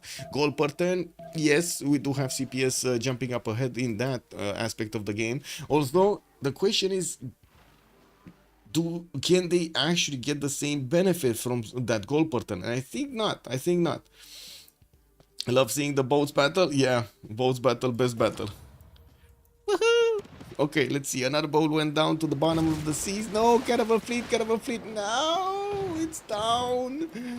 Sprig sacrificed his best boat in command to delete all of the boats of Phoenicia. The caravel got pushed back. The admiral got pushed back in the city that's right now getting pillaged. So imagine the vision of this admiral. He just got destroyed on the seas, right? All of his fleet is in shambles. And when he's getting back in the city of Aniuk, just trying to get some sleep, he's seeing a burning Diplo quarter right next to him. Man, it's like his whole empire just got burned to the ground here. Phoenicia will fall. She only has like 3 cities on the left coast. Yeah. I'm pretty sure Phoenicia with 3 cities here is gonna fall. Yeah. I mean, look at Sprig getting his caravels out in 110 from 3 cities, finishing his shipyards and going over 400 production. We got 6 more turns in this World Congress and for the World Congress, and we're going to need to see. Yeah, there we go. Reform the coinage soon on Sprig, or maybe something else. ETPI is 85-85. He does need 11 more points to get the golden. And Malm is 88-88, and he needs 99. 11 more points to get his golden. We do have also Malm getting his production capabilities higher, while I gotta say at the moment Egypt is getting ready to attack into him. We do have coursers coming out from most of the Egyptian cities, and I'm pretty sure he's gonna try to get to Cavs, and he is. Military academies, military science in 2 turns here from CC Pyro. He will have Cavs attack. Oh my god. And what do you say about this, Cool Whip? Huh? What do you say about this, Cool Whip? Fare thee well, O creators of the alphabet. A, B, C, D, E, F, G. Yes, I'm probably about 25 turns early. What of it? Yeah. All these frigates of Japan make me think of Buster Call formation from the Misguided and Forced Justice Marines in One Piece. I didn't see that one. Chuck is the... Man. No. Cool Whip. Okay, let's get back. Let's get back on that, tone down the subjectivism and ask this. Malm is not protected. You're not saying anything about Malm. Look at all of the Egyptian coursers showing up here against a single courser core of Babylon. Malm is a feed. Oh my god, man. Oh my god, Cool Whip. Everybody's a feeder. Oh no! Ulas Bosamorsiu. What do you say about this, Ulas? Look at this guy. He's like throwing dirt over here on the keyboard all over the place, man. Anyway, we do need to see if Piro's attack is going to be successful against Malm. I do have to say Malm at the moment is barely putting down his first encampment, and we do have a few new courses coming out from his cities, but they can't be cores yet. Well, two courses, I mean. On the side of Phoenicia and Japan, we do have Japan finishing off all of the boats of Phoenicia and now moving forward towards the main cities of Phoenicia. He needs to get his fleet in order here. HGW, also good evening, sir, and welcome. They like difficulties. KW. New campuses coming around, a lot of gold per turn, ETPI finishing industrialization next turn, and I do see all of this massive army of CC Pyro is going to turn into... the next tier unit soon. The Cav soon. 2, 4, 6, 7, 8, 9, 10. 10 of these Cavs. Okay, he's gonna have 10 Cavs with 2 trebuchets and 2 of these crossbows. Still no units from Gran Colombia. Oh, he's starting to put a few courses in production for Yanero upgrades. I did get Kumana next to Mount Roraima, and I do see he's managing to get 166 science with 107 culture in a Pembrush and voice, not a free inquiry. He did manage to get that 400 points of production, which is amazing. Next to CC Pirates 250. ETPI also has 440, and they need to be careful here about Rome, because right now he's quite a beast. He's the beast of CPS right now. I don't know, maybe I just don't like Chuck. Why don't you he deleted units in a what? What? Are you sure we're talking about the same Chuck here? Why did he delete units? It doesn't seem like it's the same Chuck, you know what I mean? Actually, Colombia is so late with his pressure towards Egypt, or maybe Cool Whip. I know what it was. Maybe his sister was yeah, that was Leech, not Chuck. I'm pretty sure that's not Chuck. Yeah, yeah. You see, you're throwing dirt on this guy for nothing, man. Yeah, you better be sorry. Yeah, yeah, I mean, it is what it is. We got a GG. Exactly when Kulu realized we got a GG right here. It looks like Freritos de la Vega does manage to take out their opponents here, and boom, we got them winning against CPS on the 7 Seas map with Tokugawa getting his muscles so big over there on the coast, they couldn't do anything against him. Daido did try, not for a lack of trying. They invested as much as they could into those caravels and frigates. Just Tokugawa doing Tokugawa things. Amazing. Yeah, you're the best, Jack. Woohoo! Sumeria is the first Western country to use written records. Phoenicia created the basis of the modern Latin letter forms. Okay. Gotta ban Toku always. Orpheus, I think that's a lesson to be learned. Yeah. That's a lesson to be learned. Let me actually pay up over here with the prediction points. Oh my god, so many points are gonna get through. And let's see if we do get to hear them a little bit in the post-game chat. Just give me a second.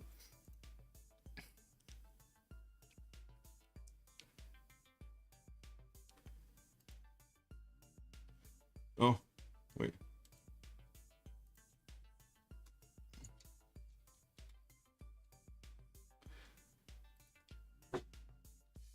So new people entering my Discord, and I want to say hello to each and every one of them. Also, I need to fix sound so I can actually hear something. There we go. And getting to CivFR.com. Bim, bim, boom, ba, bam, bam, bim, boom, boom. There we go. Ces stats me choquent pas, mais en early game, c'était choquant. GG, well played. Là, je suis plus trop d'activité, je prod quoi. J'avais 3 villes, il avait 6 villes avec 2 phares. Ouais, voilà, ça c'était. On a vu le nombre de villes qu'il avait, on était en mode ah ouais, pas mal. Moi, je sais pas, j'avais une cape de zinzin et je vois qu'il a ses ports avant ma cape. Putain, il a pas J'avais Imhotep qui claque Imhotep avant que mon chope dans la terre cuite. Mais de toute façon, dans un mètre terre cuite, il est vraiment utile, t'as pas l'espion. Ouais, mais j'ai 10 pré-build, ça reste. En fait, vu que j'avais pas la vision sur l'âme, j'ai voulu le rush. Enfin, le rush, le fait. Hey, GG, well played, Pompey. 1100 balles Imhotep. C'était vraiment le même tour. Hein. Ah, il y avait 7 techs d'avance. Ah oui. Ouais, c'était chaud les techs. Oh my god, Pompey, this guy, man, Cool Whip is he has been throwing dirt at everybody, man. Come on, man. He's not telling. I'm pretty sure he's just trying to make fun over here, trying to trigger us. Je pense que c'est bien sucer les gueules. Après, en vrai, quand t'es backline et que t'as rien à faire. J'ai acheté 3 routes. Voilà, merci. Hello, Michael. Hello, good evening. Hello, Michael. Hello. How are you? So it wasn't enough that Sprig had tripled the amount of production of Phoenicia. He needed to get Phoenician Arsenal also. You know? Yeah. It was insane. Yeah. Painful. So who took the most gold, Malm? For sure. Yes, Japan first, Aztec then, and Phoenicia third. Ah yeah? Ouais. Ah ouais? Ok. Ah ouais. Attends, je vois pas, il en manque un. Hein. Ah non, Mongolie, un positif. Ok. So... J'ai fait des golds. I guess all the bibliothèques that I'd buy Moi, je suis en négatif de don de gold. J'ai pas Ouais. l'impression d'avoir consommé tant que ça pour Il y bien a moins de visualiser. 2500 bruts et Ah 4600. oui, c'est vrai, il y a Imhotep. Chuck, I didn't use so much gold. One turn, 1000. C'est vrai que but- j'ai oublié. C'est vrai que j'ai oublié Imhotep. Mais genre en upgrade de Charlor, j'ai pas non plus tant que ça. Ouais, mais genre. Et puis j'ai feed genre tout l'early, j'étais à 60 GPT tour 35 là. J'ai l'impression que tout le monde faisait beaucoup de GPT dans cette game. Ah, j'ai un sacré And, DS de la chasse, hein, moi. Ouais. Does Sprig have access to the Sea of Rome? Yes. No. I saw the galley, but. Wait, Yes. what? He does? All of Oh, he does through the everything north. Yes. is- Yeah. Well, we GG because of this. But the because the Crosshair. Phoenicia die and everything, but we saw this, we were like, yeah, let's stop here. Some sun house. Mongolia 2 is dying, I think. Yeah, at least. Except I have ballistic nationalism this turn. Yeah. I think nobody boosted me. I don't. I think just Mongolia had a really good start, but maybe wrong plan jeu or Gameplay, yeah. game plan. I was surprised to see so many Keshiks because Keshik on Kublai is like not good timing, I think. Yeah. Especially against someone who is prepared. I won't say it's bad timing. It's just if you're prepared anyway and you have more stats, it doesn't but make any sense. Like usually to defend Keshiks, you have to go pikeman, and here I defend with only knights and some crossbow because he has no military. At some point, I had +6 intel on him. On est +3, non? Je crois que j'ai l'impression plus que j'ai tôt, comme TFT. Peut-être un tour, mais le tour, ouais, peut-être. TFT, j'arrive dans 5 minutes. Mais c'est parce que j'ai troll, je suis allé chercher les salpettes pour le mate au lieu d'imprimerie tout de suite, du coup j'ai... Ouais, ben moi j'ai fait les mousquetaires avant de faire imprimerie parce que je me suis rappelé que j'étais contre la Mongolie. Et du coup, comment tu touches imprimerie avant moi alors que j'ai plus de science? Petit. J'ai fait boost, et puis pas sûr que t'aies pas sûr que t'aies plus de science. Si. Ça c'est sûr que quasiment toutes les games j'ai plus de science après. Avant le late là. Enfin, après tour 50, je dirais j'ai plus de science. Sûr. Yeah, and we thought you had no prio on Tokugawa, because we pick so much Tokugawa and so much times it's not that good. And here, it's like godlike game. So we're like, okay, maybe we were just unlucky, I guess. What do you think about la semaine dernière, c'était pas mal. Hein. En vrai, yeah, it's fine, but not, you know. Yeah, I don't know. Many games where Autoku spawn in the middle of two people. Alors j'ai check ta pierre, en fait t'as une avance de science significative, genre à peu près 10-12 pendant 7 tours. Ouais. Entre le 41 et le 48, et après tu tombes derrière d'une quinzaine, et avant vous êtes kiff-kiff. Ok. Ouais, du coup, donc en fait t'as pas accumulé vraiment, t'as pas vraiment accumulé de la science d'avance. Ok, autant pour moi. Je pensais avoir eu un peu plus de tours que ça, plus de... Yeah, because I think you are top science on our team, so you opti. Tu vois, tour 55, au total accumulé, j'ai 1180 et toi t'as 1236. Tu vois, c'est même pas une demi-tech quoi. Ouais, non, c'est... Ok. C'est juste, je pensais avoir un peu plus, mais...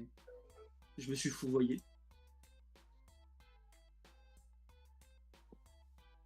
Et par contre, tour 55, j'ai accumulé 1000 prods de plus. Ah bah ça me choque pas, du coup, vu que t'es monté sur plus de villes. J'ai fait Liang Cap aussi. Ouais. Ma langue était bien, et je tech le fer, et j'ai 3 fers sur ma cap. T'as une Liang Cervidé, elle a l'air d'être... D'ailleurs, Sprig, t'es parti bien ou... Voilà, toi. Non, moi je suis interne. Trop fort sur la Moksha? Ah, ok. T'avais beaucoup de chance en early aussi. Et vu qu'on m'a dit genre avant j'ai 15. J'ai acheté 2 quartiers à la fois. Il avait deux tortues, ça s'appelle. 2 tortues, de la pop, et ça me tout seul. Il a B2, B3 douce, 2 tortues sur sa B2. J'ai B4, B5 aussi au douce. Il a toutes ses villes au douce en fait. Ok. Et t'as 6 villes au douce, Sprig. Ouais, le spawn était 9,5 sur 10, hein, littéralement. peut-être Le lit était vraiment pas mauvais non plus. Pas 9,5 non plus, je pense. J'avais un super bat avec une perle et tout, enfin, poisson récif perle. Dans le camp, le Panthéon. Il est excellent le squad. Et pareil, Panthéon, t'avais une de 2 ou un truc comme ça? Tu l'as eu avant moi? Moi, j'ai mis la carte. Yeah, I think Zeldo, you have to put the card because the Wow. first card of face doesn't cost you because you only have one city. I think I J'ai do la this. perle. Franchement. Yeah, but it's not really the same. You want a Pantheon with production, so the earlier you have it, the earlier you have prod. So I think it's worth it to just put face. And it's a contest Pantheon. So... Ça aurait pu être plus violent si j'avais pas fait double scout. Hein. Si j'étais parti colon après le premier scout. Ah ouais. Bon, ça savait pas que j'étais sur Nil. Un seul scout. T'es sur une île là? Ouais. T'es flaquette, quelqu'un. Un seul scout, genre je gagne 2 tours sur mon colon B2, c'est. Ouais, c'est énorme. Ouais, ça c'est GG. Bonne soirée. Bonne soirée, GG, well played. Thank you for the cast, Michael. Thank you for allowing me to stream. Bye. And there we have it. I do want to say thank you for everything. Much appreciated for the subs and of course the gifts over here on the stream. I do hope we're going to see each other next, and I am still waiting to see what game is going to be tomorrow on Friday. We do have the GOAT tournament starting up with the first session on Saturday and Sunday. Let's see if you're going to enjoy the goodies over there.